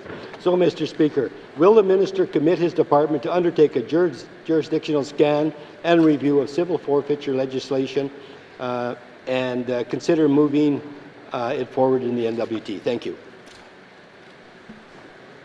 Haver South, Minister responsible for Justice. Thank you, Mr. Speaker. At this point in the Assembly, all of the department's resources are committed to other projects, so I can't commit the department to do that work right now. However, as we wrap up the work that is ongoing in this government and move closer to the beginning of the next government, there should be an opportunity for the department to begin putting their mind towards this and start looking into these pieces of legislation. I know that the civil forfeiture legislation, I believe it's in 8 provinces and in Nunavut. It's been tried in Yukon, and it's somewhat of a controversial piece of legislation. So if we do move forward with this, it will likely have to be tailored to the territory, to the people of the territory, and I just hope that the next government does move with it. I hope they have the stomach for it, because there are concerns around this legislation, but as the member stated, we have to do something. Thank you, Mr. Speaker. Thank you, Minister. Oral questions. Oral questions. Member for Great Slave. Thank you, Mr. Speaker. Mr. Speaker, my questions are for the Minister of Justice. I've inquired with our legal team, and I'm looking around the Rental Tenancy Act, and I'm finding it very confusing. So the Act allows for public housing clients to be charged a maximum security deposit, which is equal to the maximum amount of 1 month's rent. Given that public housing clients are subsidized, and some of them are paying like $80 in rent, most of them cannot afford a $1,600 security deposit. So my question is, since the minister spoke in March of this past year and agreed that there's a lot of work to be done on the Act, has any work been actually done on the Act? And if not, is there a plan to do so? Thank you, Mr. Speaker. Thank you, Member for Great Slave. Minister responsible for Justice. Thank you, Mr. Speaker. The last major amendments to the Residential Tenancies Act were in 2015. There have been amendments in 2017, 2018, and 2019, but since March, the department has been focusing on getting its current initiatives over the finish line. This really is the busiest time of the year, and we're trying to get everything wrapped up, so there has not been work on the Residential Tenancies Act. However, the rental officer in the annual reports has been putting forward recommendations, and so this is a live issue that the member is talking about, so it will be considered early in the next assembly when the department undertakes a review of the Residential Tenancies Act. Thank you. Thank you, Minister. Oral questions. Member for Great Slave. Thank you, Mr. Speaker. Mr. Speaker, I've seen on social media that a petition has been started to instill a maximum rent or rent cap for the N.W.T. Is this something that the Department of Justice could work on proactively ahead of receiving this petition? Thank you. Thank you, Member for Great Slave. Minister responsible for Justice. Thank you, Mr. Speaker. And again, all of the resources of the department are tied up right now, and so there won't be any work on this, but it will inform the work that will be done in the next government. In 2014, prior to those 2015 amendments I mentioned, there was a significant amount of work done looking into capping rent. However, it was ultimately decided not to proceed down that road. We really do need to take a look at the housing market in the territory and ensure that whatever we do does not hinder any future development, because although a rent cap would, I'm sure, help a number of people, more houses would help more people. So it is a balance that needs to be struck, but we don't want to see people being evicted because of increases of 50% on their rent. So it is a live issue, and I'm sure the department will consider it in the next government. Thank you. Questions. Member for Great Slave. Thank you, Mr. Speaker. Yeah, it's actually a really live problem, given that some people's rent just recently went up $1,000 a month here in Yellowknife, in the Premier's riding, actually. So I'm not sure if she's done anything about it, but I'm highly doubtful. So does the Minister, my apologies, Mr. Speaker, does the Minister have any plans to deal with the Birchwood Apartments situation that is ongoing right now? Thank you. Thank you, Member for Great Slave. Minister responsible for Justice. Thank you, Mr. Speaker. I would need a bit more description about what the member is referring to by the Birchwood Apartment situation. Thank you. Thank you, Minister. Final supplementary. Member for Great Slave. Thank you, Mr. Speaker. Mr. Speaker, clearly the Minister does not have his ear to the ground, as the only thing that I've been seeing all over social media right now is this increase in rent, which can only really be called a forced eviction. It's shocking to me to hear a minister say that he is not live to the situation of what is going on here in the capital. I'm going to move on, though, because I think my opinions of this cabinet are pretty clear. News articles have pointed out that there is a new tenants association being formed. Are any plans being made to collaborate with this new tenants association, or to commit to creating a working committee or a working group with the tenants? Thank you. Thank you, Member for Great Slave. Minister responsible for Justice. Thank you, Mr. Speaker. I have my ear to the ground and my nose to the grindstone. I was not familiar with the name of the apartment building. I am familiar with the situation that the member is speaking about. As I stated, any work on this is going to happen after we complete the initiatives that are currently underway, so either later in this government or early in the next government. Thank you. Oral questions. Member for N.W.T. Thank you, Mr. Speaker. Mr. Speaker, my member statement today was on the federal government restrictions on extended year for the moratorium. Mr. Speaker, where does my Premier stand, and what is she doing to ensure that the offshore oil and gas moratorium gets lifted at this next final, I'm hoping the final deadline? Where does she stand and this government stand? Thank you, Mr. Speaker. Thank you, Member for N.W.T. Honourable Premier. Thank you, Mr. Speaker. I'm trying to keep this concise, but I've got a lot to say on this. Where I stand personally, I have concerns about it. Where we stand professionally, basically we're really saying, like, you need to consult with us. That was a promise that was made. I do know that the natural gas and the light crude and the Beaufort Delta actually creates less pollution than many other major energy sources in the world. So we do have things to offer up there. What have we done about it? There was a letter sent on June 22nd to Minister of Northern Affairs, Daniel Vandell, from myself, with her expressing my disappointment in the unilateral decision. I also met with the Northern Premiers from the 3 territories and raised my concerns. The 3 Northern Premiers also sent a letter on July 22nd, or 2022, about the unilateral decision. I've had impersonal meetings with the Minister of Northern Affairs a couple of times and expressed my disappointment as well. I've had 2 meetings with the Prime Minister in May and December 2022, stating my disappointment in the unilateral decision. Officials as well have been meeting between September and December, just recently, with the officials federally and expressing their disappointment. My understanding, Mr. Speaker, is that the federal government at first said it was their decision. They weren't willing to discuss it any further. However, they've made some movement. They have assured me that they will be bringing the science-based review on the offshore moratorium, that they will be engaging with the communities in the N.W.T region, and we're looking forward to that engagement. They're also talking about releasing the results publicly, and they'll be looking at working with the GNW to build our economy, because they can't take the major economy from the Beaufort Delta and not substitute it, Mr. Speaker. On that, I'll just stop. Thank you. Thank you, Premier. Oral questions. Member for N.W.T. Thank you, Mr. Speaker. Mr. Speaker, I just want to remind everybody this is a settled land claim, which was done 39 years ago, and our federal government goes and shuts us down for our only way of living, basically, in regards to that, taking food off the table, giving us, getting everybody on income support. Mr. Speaker, what is the federal government giving the government of the Northwest Territories to compensate the Beaufort Delta on not taking away? What are they giving us? Thank you, Mr. Speaker. Thank you, Member for N.W.T. Honourable Premier. Mr. Speaker, I'm actually glad that the member is bringing this issue in the House. I do know that the federal government does monitor our sessions, and I'm hoping they'll hear his words as well.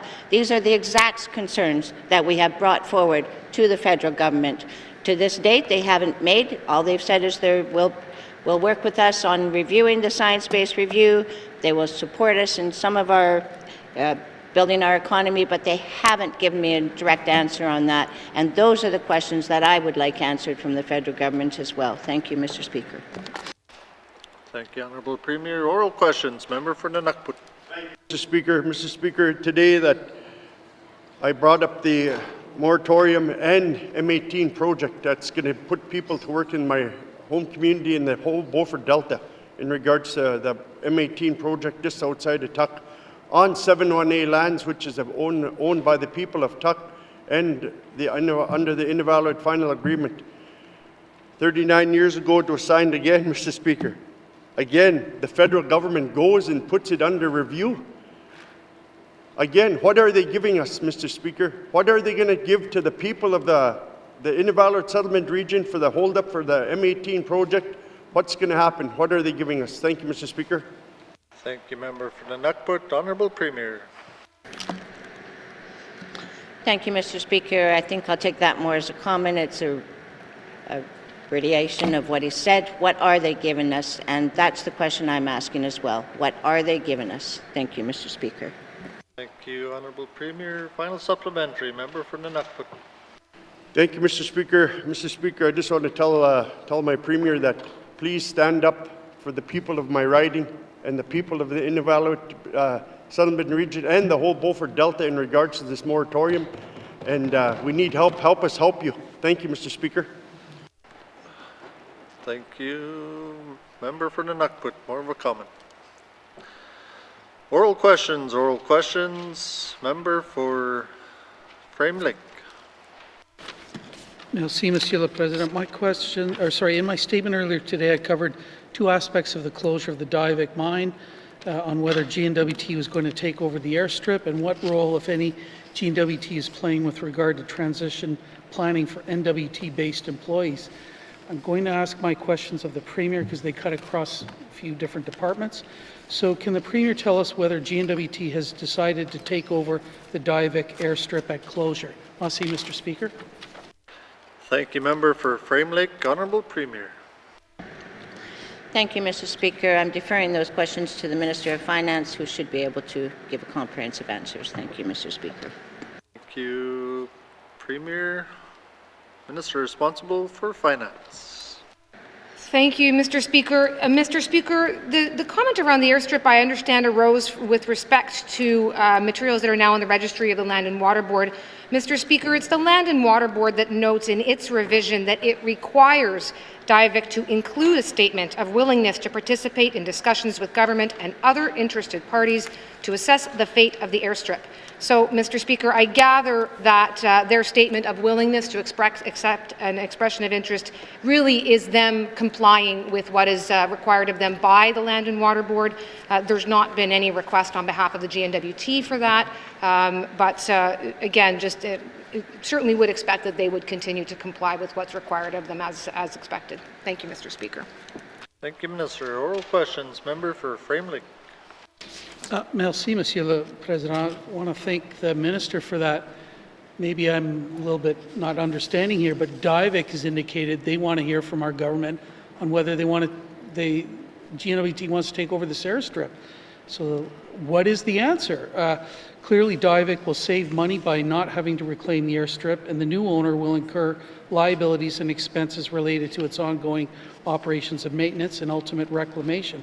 So can the Premier tell us whether Diavik has offered to cover these liabilities and or whether N.W.T will ask for these costs as part of any takeover arrangement? Merci, Mr. Speaker. Thank you, Member for Framley. Minister responsible for Finance. Thank you, Mr. Speaker. So again, Mr. Speaker, there's been no request on behalf of the N.W.T for them to undertake this. It's not been initiated by us. But again, in reading in full the section from the Land and Water Board, it does make clear that the regulator is asking that Diavik remain open to that. Now, Mr. Speaker, there has been the Reimagine Enclosure project initiated by the mines, looking at ways to better utilize all of the infrastructure that they have, looking at ways to give back in a more longer, having a legacy type of approach. We're certainly at that table with them, but that is at a feasibility stage only. It's initiated by them, and Mr. Speaker, to be very clear, it's been very clearly made to us that the diamond mines always will be reclaiming their sites and always will be doing so in line with the reclamation and closure plans that they have filed, including this one, where the regulator asked them to be open to looking at other ways to utilize the airstrip. They're open to receiving that. There's no request coming from the N.W.T, Mr. Speaker, but we will always continue to engage to ensure that there's, again, that we understand what's happening, that we are ready, and that's the same case here. But there's no plans on our end to be requesting their airstrip, only that, again, they're following what they're being asked to do, and it's my understanding that they'll be moving forward with their reclamation plans and progressive reclamation exactly as required. Thank you, Mr. Speaker.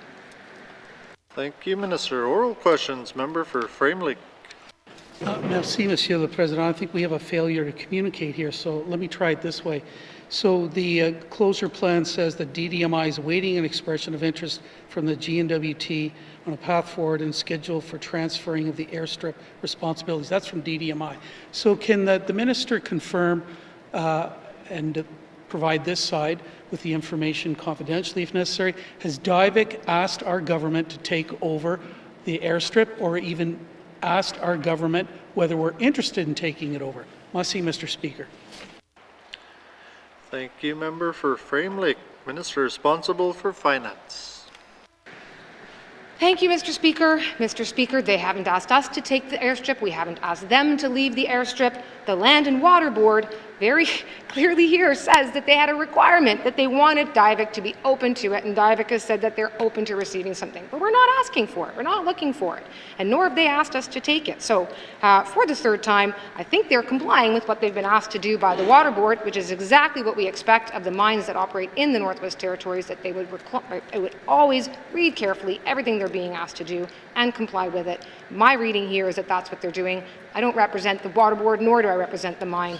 But again, I'm not sure if I can be much more clear about it. They haven't asked us, we haven't asked them, they're complying, and we're all going to keep talking as we move forward towards reclamation and closure. Thank you, Mr. Speaker. Thank you, Minister. Final supplementary. Member for Framley.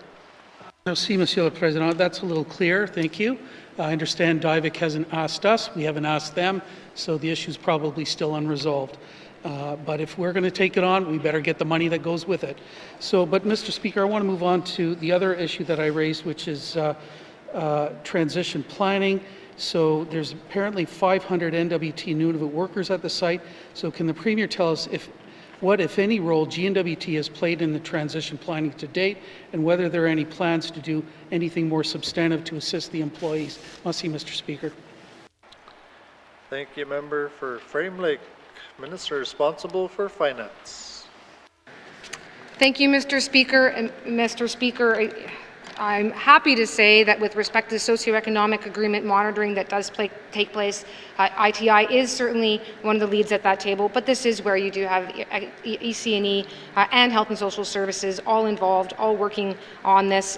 G&W.T does continue to have engagement with the mines to ensure that we understand their employment needs and their timelines, to work with them so that there are training availabilities, whether Mine Training Society or through EC&E. I can also say, Mr. Speaker, that because we are involved in that work with respect to all of the socioeconomic agreements, there are other projects in the Northwest Territories who also have obligations to hire, and I expect that there will be many opportunities at those other mines, at the other two existing diamond mines, to quite readily achieve their targets by moving forward to take on these workers. I say that with some confidence, Mr. Speaker, because when we had the Acadie shutdown, we saw that the northern employees very quickly were able to, in fact, find employment. So again, I'm confident that with the time that we have, the runway that we have, that we would, in fact, be well able to accommodate those workers. Thank you, Mr. Speaker. Thank you, Minister. Oral questions. Member for Decho. Merci, Mr. Speaker. My questions today will be for the MACA Minister. But first, I'd like to acknowledge that the Premier mentioned Canadian Red Cross and their presence here in the Northwest Territories. Perhaps we should look at utilizing their services to help the small communities, as we got dire emergencies on first responders in our communities as we're left to our own devices. I'd like to talk about the volunteer fire departments, it's a voluntary service within our communities. There was an incident about a week ago in our community, about 4 o'clock in the morning. There was a fire call to a shack, and there was only one person from the fire department that showed up.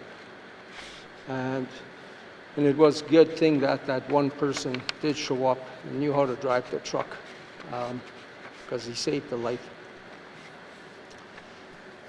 So there's, we got challenges keeping volunteers all the time. There's no resources going to it. Most times nowadays, you have to pay somebody to do very many things. And we haven't been given any further resources from the department to keep and maintain volunteer firefighters, training exercises, ongoing things. I'm wondering what the minister, if the minister can advise if there was any plans to deal with the volunteer fire departments in the small communities. Merci. Thank you, Member for Decho. Minister responsible for MACA. Thank you, Mr. Speaker. And Mr. Speaker, the member talks about a very difficult and challenging situation in the communities. The department has regional assistant fire marshals out there that work with the communities. The communities just need to reach out to them. We can offer the trainings through the School of Community Government. The member talks about the lack of volunteers. That's one of the challenges that we see a lot of, but we are working with the communities. So if the community in his ridings are looking for support, we are more than willing to bring in our staff to come in and help them. Thank you, Mr. Speaker. Thank you, Minister. Oral questions. Member for Decho. Merci, Mr. Speaker, and merci to the Minister for that reply. I think we're still facing challenges. Like I was saying before, it's always like a lip service that we receive. They keep saying, well, we got, a fire office of the fire marshal or somebody that's working with our communities. Apparently they're not, because I'm bringing out these issues. And it's for the other communities, the small communities, which we're having challenges. And like I'm saying, we could probably utilize the Red Cross, the services of the Canadian Red Cross in our communities. The government just has to pay for that service so that they can come in and help. us bolster our volunteer fire department. So I'm wondering if the minister is open to that idea. Must see. Thank you, Member for Detroit. Minister responsible for Maca. So, Mr. Speaker, I represent 6 small communities as well. I know my communities have reached out to the Assistant Fire Marshal's office. The office is more than willing to come into the communities and work with them. We're also the School of Community Government. We've had the ability to go into the community and work with the community specifically. So if we have volunteers that need first aid training, if they need fire training, we're more than willing to go into those communities to work with them. So the community, we can have the staff there. So that's what we're willing to do. Thank you, Mr. Speaker. Thank you, Minister. Oral questions, Member for Detroit. See, Mr. Speaker, that's more lip service that I'm hearing. Because I'm standing here, on behalf of all the small communities, saying we need something done to help our communities. Send your staff in. Now I'm hearing the School of Community Government now, and then the Fire Marshal. Yet they're still sitting there where I'm asking on behalf of all the small communities to get your staff out there and get helping our communities. Can the minister commit to doing that? Masi. Thank you, Member for Detroit. Minister responsible for Maca. Thank you, Mr. Speaker. Mr. Speaker, I need to clarify. Department of Municipal and Community Affairs, that's their regional job, is to get into the communities. The communities, as soon as they ask, we get in there. The School of Community Government's willing to come in and offer courses there. The school has a calendar of events, but if there's specifically one area that they need, we work with the community to do that. So we're more than willing to do that. The staff go in there. They are working with the community. As soon as the communities ask, the regional offices work with them to get staff in there. Thank you, Mr. Speaker. Thank you, Minister. Final supplementary, Member for Detroit. Masi, Mr. Speaker, more lip service. That's what I'm getting from this department. Nothing but lip service. I'm asking on behalf of the communities, the small communities, get your staff out there to communicate with the communities. Don't wait for them. We're crying for help out there. And I'll probably be going back to the minister again. Can the minister commit to getting his staff to reaching out to the small communities? Merci. Thank you, Member for Detroit. Minister responsible for Maca. I guess the member's not listening. I guess I'm not speaking properly here. So I'm going to try this one more time. The staff reach out to the communities. The communities reach out to the staff. We work on a plan. So if the member wishes us to reach out to his communities, we will reach out to his communities again, but we work with them. That's our process. We work with them. When they ask us to get in there to help, we do that. Thank you, Mr. Speaker. Thank you, Minister. Oral questions, Member for Nuvik-Twin Lakes. Thank you, Mr. Speaker. Mr. Speaker, one of the things that we've been talking about is carbon tax this week, and so my questions are for the Minister of Finance. What I also want to know, how we're ever going to grow the Northwest Territories population when the federal government is forcing the N.W.T to create a new logo, I guess is what I'm thinking, is move to the Northwest Territories where you can wear a parka 8 months of the year in your house just so you could feed your family. That's what carbon tax is going to make people do, is choose. Mr. Speaker, can the Minister of Finance explain why 15 million or the 25% of the carbon tax revenues will not be rebated to households, businesses, local and Indigenous governments or NGOs? Thank you, Mr. Speaker. Thank you, Member for Nuvik-Twin Lakes. Minister responsible for Finance. Thank you, Mr. Speaker. So, Mr. Speaker, even if we don't accept the proposal that we're putting forward, the tax rates will not change. The tax rates that are being put in place on April 1st from the federal government for carbon tax are coming. What we're trying to do and what we have done is, particularly after discussions with members, we're proposing to have a heating fuel offset that will be based on the average household heating usage in the high use zones, middle use zone, and a smaller use zone, which from our calculations, will cover the costs for residents of the increases to the carbon as a result of the carbon tax. We're doing that in a way that, of course, that's the Made in the North approach. It allows us to have the flexibility of what to do with the increases in revenues.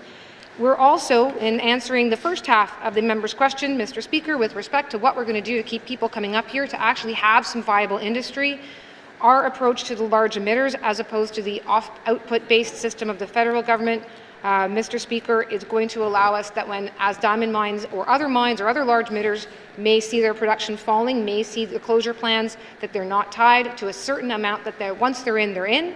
It allows them to plan for closure. It also allows smaller projects who we hope to be seeing getting off the ground here to be also not subject to the large version of the carbon tax from the federal government. So we are, again, looking to fully fund as much as can be done for the average resident, their impacts, direct and indirect of carbon tax, and keep industry functioning in a way that is actually adapted to the Northwest Territories. Thank you, Mr. Speaker.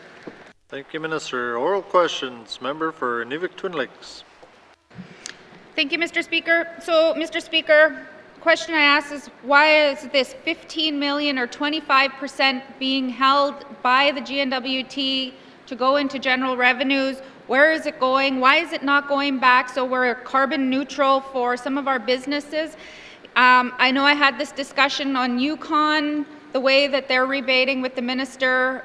You know, they have got small businesses, medium businesses that are being rebated, but I guess it's a little bit more complicated than just being rebated. So will the minister look at our plan, a Made in the N.W.T plan, that will include businesses, and if it's not so complicated as Yukon, that they can get a rebate out of this 25% that we're keeping back? Because obviously the last 5 years we didn't do anything, or 4 years that we had the carbon tax and we held this money back. Nobody applied on it or whatever. Nobody knew what to do with it. So let's give it back to our small business, our medium business.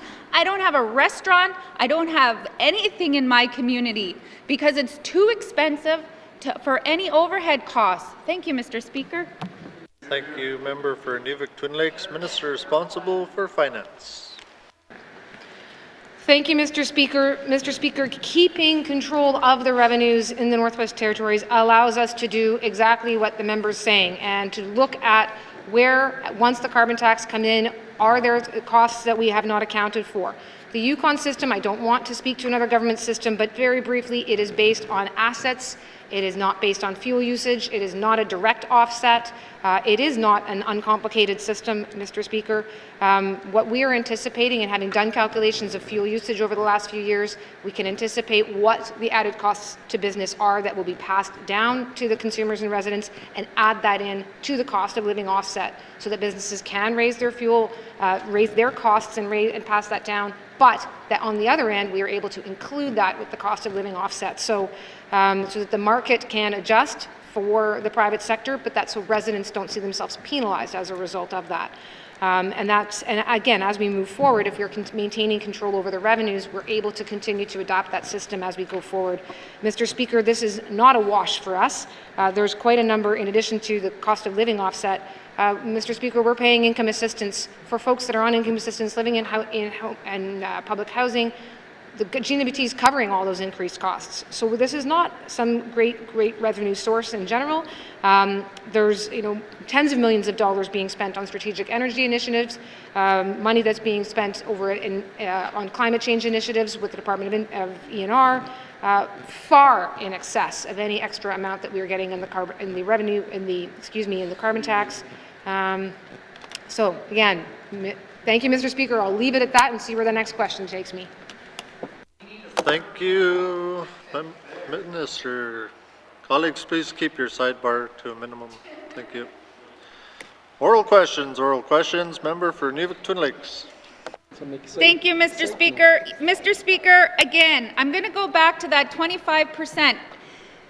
Mr. Speaker, our municipalities are not even included. We already know our municipal governments are underfunded. They need to keep the lights on. Every one of us have either had family, friends, or anybody, or we take part in any kind of garbage, snow removal. All these things are going to cost more for the municipal governments. So why are we not giving any of this money back to our municipal governments out of this 25% that we're holding back for our government slush fund? I don't know, because I don't know what it is. If this government wants us to vote in favor of a made in the N.W.T, it needs to fit the N.W.T, and it needs to fit our municipal governments, our residents, and not just the mines, all our businesses. Thank you, Mr. Speaker. Thank you, member for Nivik-Twin Lakes, Minister responsible for Finance. Mr. Speaker, carbon tax is coming. Mr. Speaker, the large emitters right now, the businesses don't have a special program under the federal system either. The federal government will decide where they want to put the money, how they want to put the money. Right now, where we've seen them put their money is in electric vehicles, in heat pumps, which don't work in the Northwest Territories. So, Mr. Speaker, I'm not sure that that's necessarily the direction that we all want to go. As I've said before, we have figured out what the fuel usages have been in the business sector and the private sector, added that into the cost of living offset for residents so that businesses should realize that they can raise those costs and that they will be offset. We can't take away the signal on carbon tax. That's exactly what the federal government said we can't do. So what else can we do? Again, we're trying to target residents so that they have the spending power to go out and keep the economy churning, trying to ensure that the large emitters who would be otherwise under the federal system are able to adapt so that they can come, they can continue to operate here, run, provide to the Northwest Territories economy.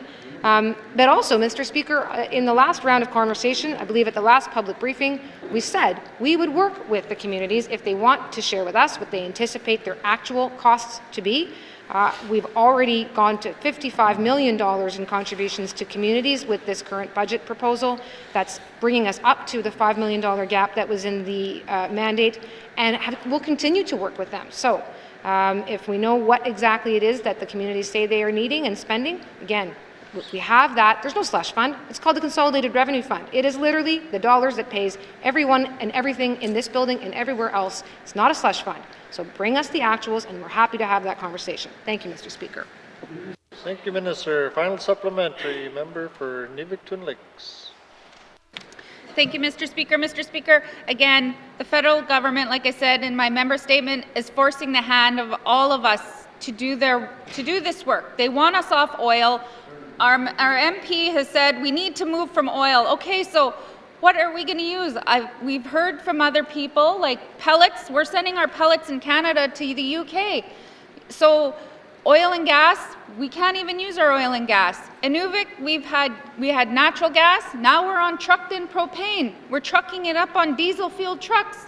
Like, this is not an N.W.T made in the N.W.T. I mean, if Justin Trudeau wants to hear me, this is not working for us in the Northwest Territories. We probably have about 10,000 people that pay taxes, and the rest are, you know, like on underage or, you know, income seniors. So how is this government, Minister Wozniak, Minister of Finance, how are you going to go back and fix it? Like, we need businesses included in this, not just, you know, and we need municipalities before it's been brought back to this House, before we vote on it, because I don't think this side of the House is going to support it, and then we're going to be forced at the hand to have a federal backstop. So will this minister please try and work with us to try and make sure all of the areas get covered so that we're not hurting anymore? Thank you. Thank you, member for Nivik-Twin Lakes. Minister responsible for Finance. Thank you, Mr. Speaker. I know that because of our consensus government, I'm in a position to be able to share with the MLAs the correspondence we've written. They know I share their frustration. I can't necessarily publish those letters publicly, but they know I share their frustration. I was at a finance minister's meeting just last week. It is an opportunity, not necessarily to say a lot, but I spoke about the carbon tax at my finance minister's meeting, Mr. Speaker. I share their frustration. It is unfortunate that when we went through the public process of engagement back last fall that we didn't have this level of discussion then. I did take the members' requests at that time to create the three-tiered system. We did exactly as we were requested in that respect. Unfortunately, now we are at a position we're being asked to do more. I haven't received from the committee what happened at the public briefing that we had when it was the clause by clause that became a public briefing. I know there were submissions made. I haven't received them.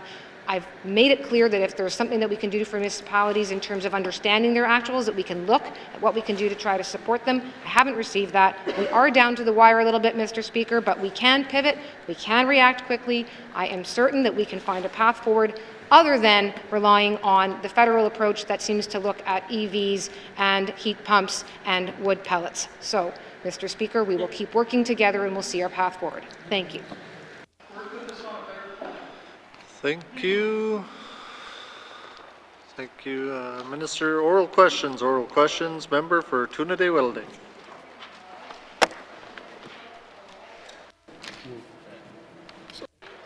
Oh, sorry. Oral questions. Oral questions. Member for Mumfree. Thank you, Mr. Speaker. Mr. Speaker, you know, there are some communities, some community governments are funding recreation programs by renting out their sportsplex. For example, when you go to Bichako, you will see a Klitschko government department situated in the sportsplex. They're renting out space so that they can fund their recreation program. Mr. Speaker, can the minister confirm if there are active recreation departments or centers in every communities in the Northwest Territories? Thank you. Thank you, Member for Mumfree. Minister responsible for MACA. Thank you, Mr. Speaker. Mr. Speaker, there is rec facilities in every community, whether it's a community hall, small gym, rec centers, curling rinks, hockey rinks there. So if that's what the member's looking for, yes, that's what's in these communities. Thank you. Thank you, Minister. Oral questions. Member for Mumfree. Well, I can tell you N.W.T does not have one. So can the minister commit to ensuring every community has an active recreation department that is provided with an adequate budget that provides organized sports activities? Thank you. Thank you, Member for Mumfree. Minister responsible for MACA. Okay. Thank you, Mr. Speaker. Mr. Speaker, we work with the municipal governments. We do have staff leaders there. N.W.T has, my understanding, they have a school gym. They also have an outdoor rink that's covered. So there is facilities there. And we do provide funding in this communities for after-school activities as well, whether it's the rec department or the school that offers these opportunities. But we're more than willing, if there's a community that needs help, then we're more than willing to work with them. Thank you, Mr. Speaker. Thank you, Minister. Oral questions. Member for Mumfree. Okay. What is MACA doing to ensure that all communities have the resources they need to provide sports and recreation, i.e. Sports Center in N.W.T? Thank you. Thank you, Member for Mumfree. Minister responsible for MACA. Thank you, Mr. Speaker. Mr. Speaker, each community builds their own capital plan. They provide what facilities want.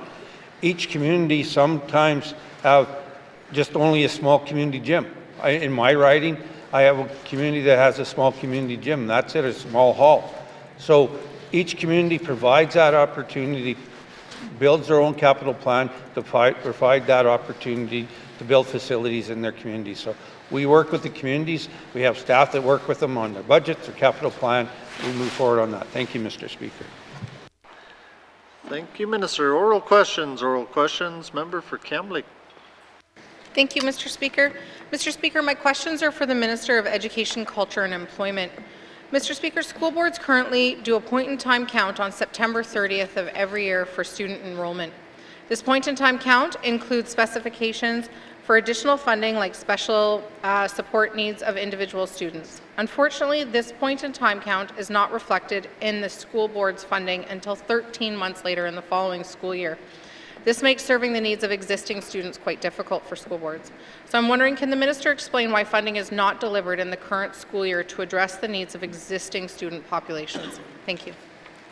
Thank you, Member for Kamloops. Minister responsible for EC&E. Thank you, Mr. Speaker. Part of the reason is to ensure that there is some stability, some consistency, and some certainty for education bodies. They will know what their budget will be in the next year based on the numbers from the current year. As well, we need to line up with the N.W.T fiscal year. So these numbers need to get into this budget, and that process is largely finalized by December. So those are the primary reasons. Thank you. Thank you, Minister. Oral questions. Member for Kamloops. Thank you, Mr. Speaker. Mr. Speaker, it appears that this piece of kind of the N.W.T funding or funding requirements are placing some unnecessary strain on the operational budget of some of our school boards, especially with changes that have happened in the last few years or changes that can happen from year to year. So while a point-in-time count is done on September 30th, the policy that guides that states that children must be present for 50% or more of the month. In other jurisdictions, the point-in-time count does not stipulate attendance and looks only at student enrollment on September 30th. Is the minister willing to remove the 50% attendance stipulation from the policy? Thank you, Mr. Speaker. Thank you, Member for Kamloops. Minister responsible for EC&E.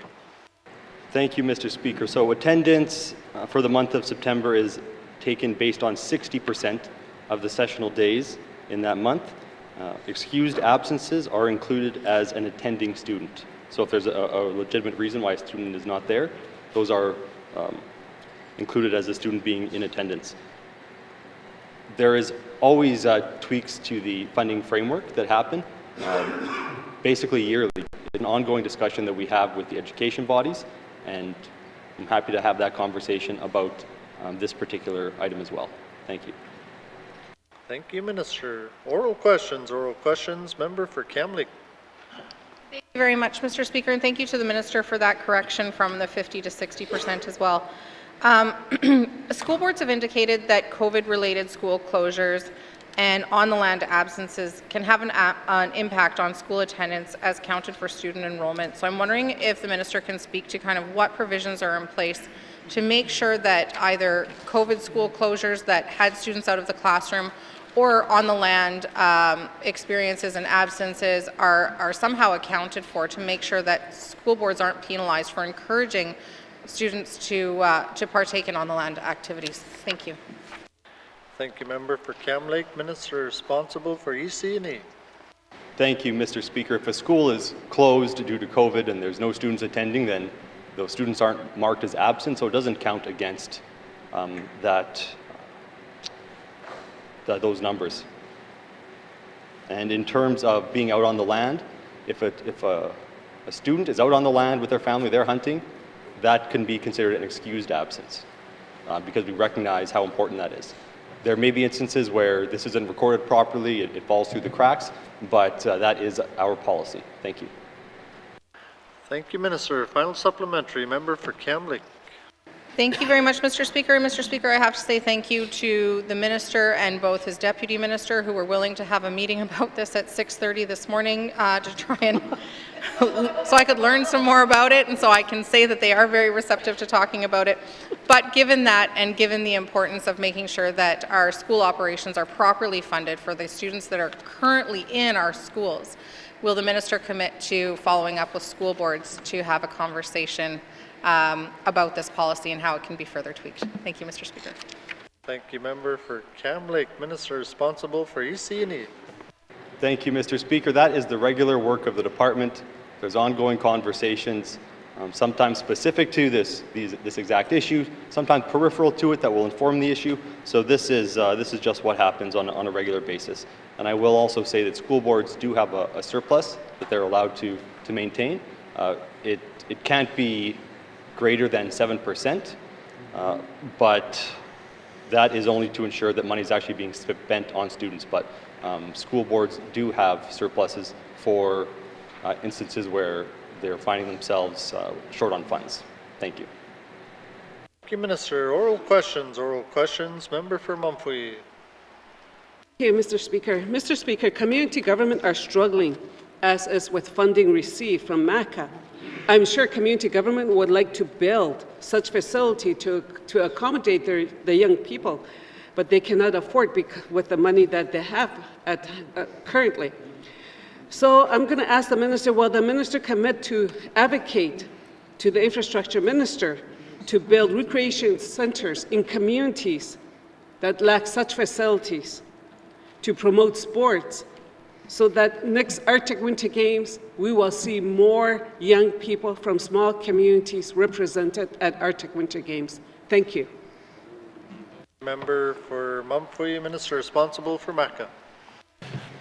Thank you, Mr. Speaker. Mr. Speaker, that's a unique way. I thank the member for talking about that. But unfortunately, we have a process that we work with the communities. We develop their capital plan. A few years back, we got away from us as the government building facilities, and so the communities get money through that there. But what I can tell you is we've reached out with N.W.T AC, and we've reached out to the federal government, so we're trying to get these funding opportunities to be able to bundle things, work on getting an increase in funding so we can help communities build facilities. Thank you, Mr. Speaker. Thank you, Minister. Oral questions. Member for Yellowknife North. Thank you, Mr. Speaker. Will the Minister of Health recognize that the future of our health system is not to just keep moving our specialized services down to Alberta and bring back our rheumatology program? Thank you, Mr. Speaker. Thank you, Member for Yellowknife North. Minister responsible for Health and Social Services.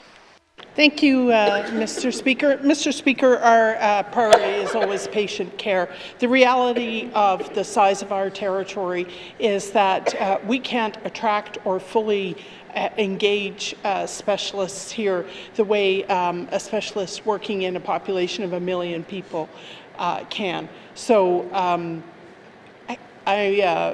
we continue to depend on Alberta Health Services to supplement our healthcare system, and we're very grateful that they triage our patients the same as Albertans so that we get very good service from them. Thank you. Thank you, Minister. Oral questions. Member for Yellowknife North. Thank you, Mr. Speaker. You know, I recognize that sometimes we have to cancel a service because it is difficult. There's not the ability to get those practitioners, but I want to know whether this cancellation of rheumatology is a permanent cancellation because we couldn't find a person, or whether this is now the new reality that we have lost this program forever. Thank you, Mr. Speaker. Thank you, Member for Yellowknife North. Minister responsible for Health and Social Services. Thank you, Mr. Speaker. Mr. Speaker, I want to first of all say that the 400 people who need services from rheumatology continue to get those services, not in Yellowknife, but in Alberta. So the program is not offered here, but there are services available to people with rheumatoid arthritis. What I want to say is that this is a temporary interruption.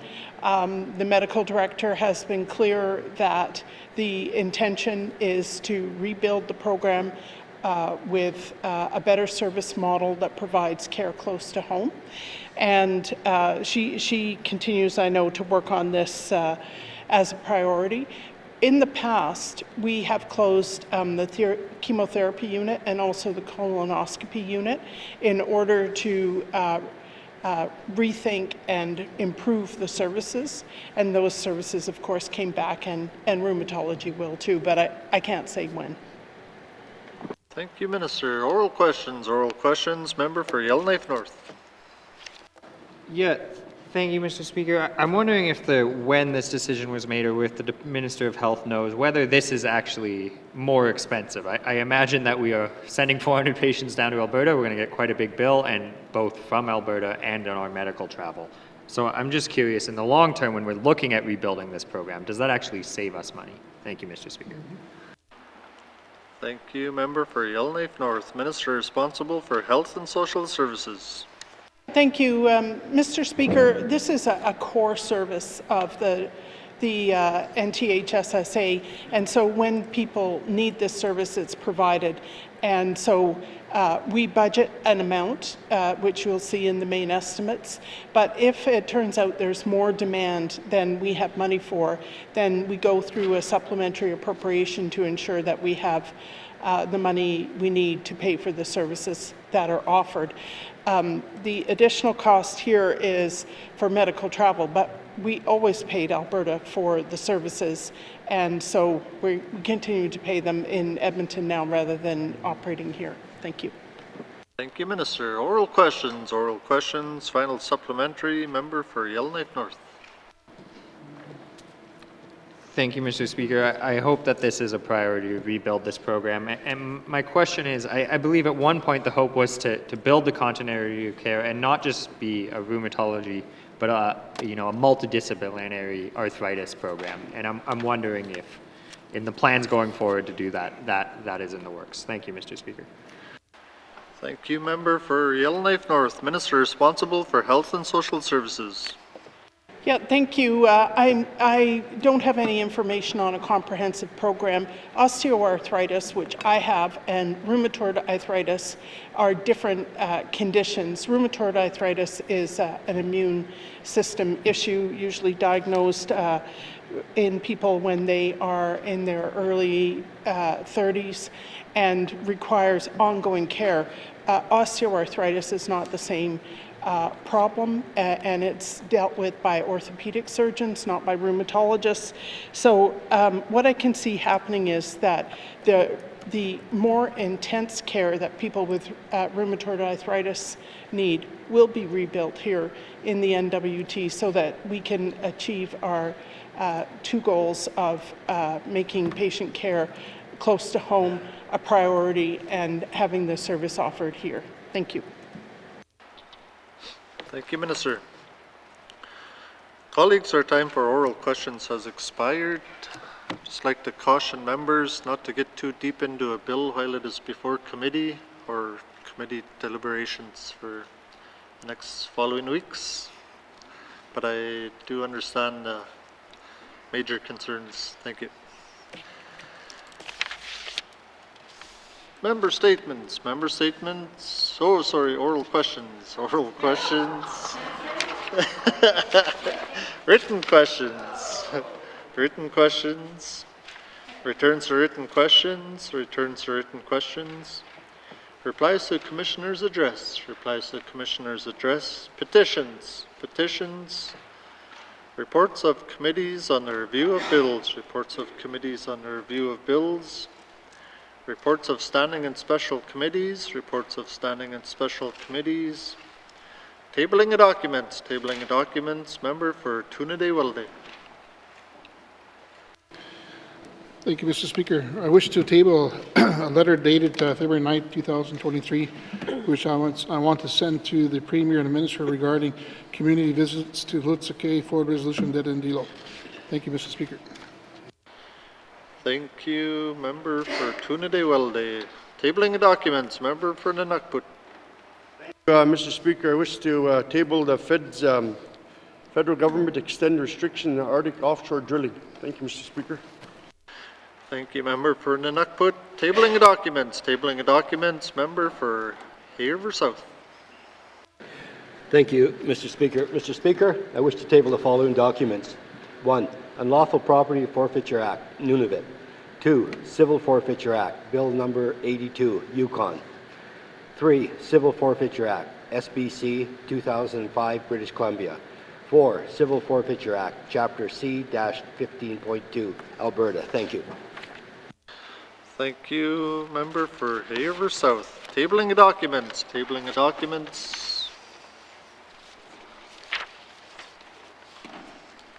Notices of motion. Notices of motion for the first reading of bills. First reading of bills. Second reading of bills. Consideration and committee of the whole of bills and other matters. Bill 23 and 29, Minister Statement 264-19 brackets 2, table document 681-19 brackets 2, table document 694-19 brackets 2, table document 813-19 brackets 2 with member for Nivik Lake signature.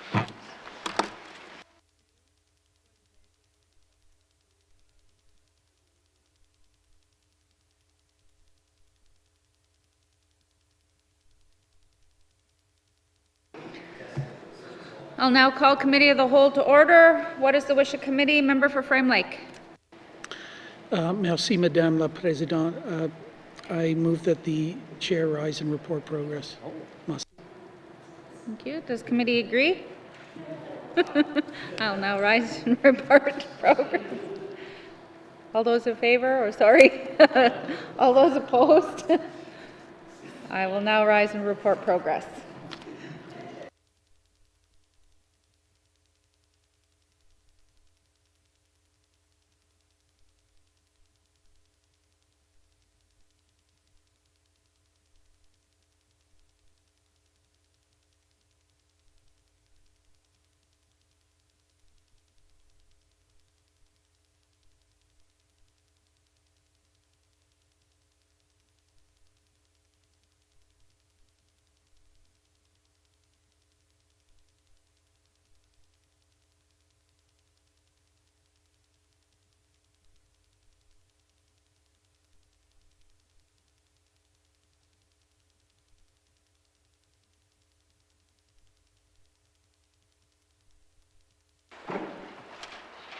May I please have the report of Committee of the Whole member for N.W.T. Lakes?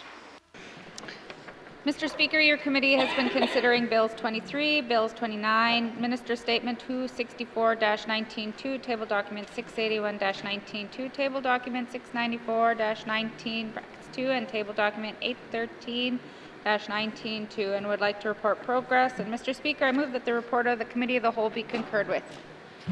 Member for N.W.T. Lakes, do we have a seconder? Member for Hay River South, all those in favor? All those opposed? Any abstentions? The motion is carried. Third reading of bills. Third reading of bills. Minister responsible for finance. Mr. Speaker, I move, seconded by the Honourable Member for Nahende, that Bill 62, an act to amend the Income Tax Act No. 2, be read for the third time. Mr. Speaker, I request a recorded vote. Thank you, Minister. The motion is in order to the motion.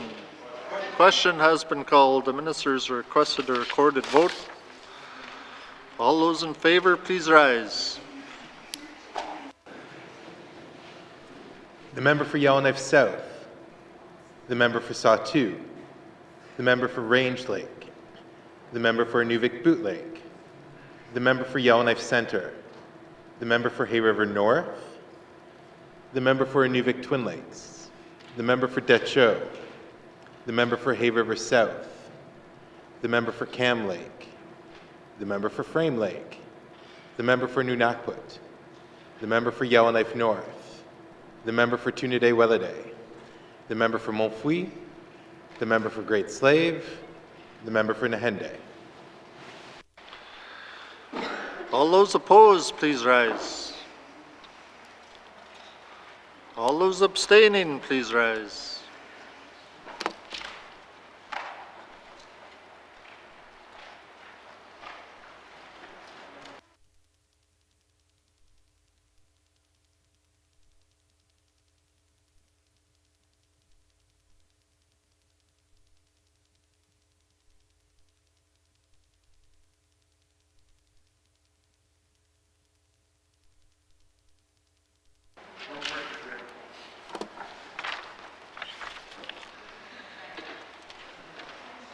Colleagues, the results of the recorded vote, 17 in favor, 0 opposed, 0 abstentions. The motion is carried. Bill 62 has had third reading. Third reading of bills. Third reading of bills. Mr. Clerk, orders of the day. Thank you, Mr. Speaker. The Standing Committee on Accountability and Oversight will be meeting at Riseville House today. Orders of the day for Monday, February 13th at 1:30 p.m. Prayer, Minister Statements, Member Statements, Returns to Oral Questions, Oral Question 1326-19-2. Recognition of visitors in the gallery. Replies to the Budget Address, Day 4 of 7. Acknowledgements, Oral Questions, Returns to Written Questions, and Replies to the Commissioner's Address. Petitions, Reports of Committees on the Review of Bills, Reports of Standing and Special Committees, Tabling of Documents, Notices of Motion, Motions, Notice of Motion for First Reading of Bills, First Reading of Bills, Second Reading of Bills, Bill 64, Consideration in Committee of the Whole of Bills and Other Matters, Bills 23 and 29, Minister Statements 264, Table Documents 681, 694, and 813, Report of Committee of the Whole, Third Reading of Bills, Orders of the Day. Thank you, Mr. Clerk. This House stands adjourned until Monday, February 13th, 2023 at 1:30 p.m.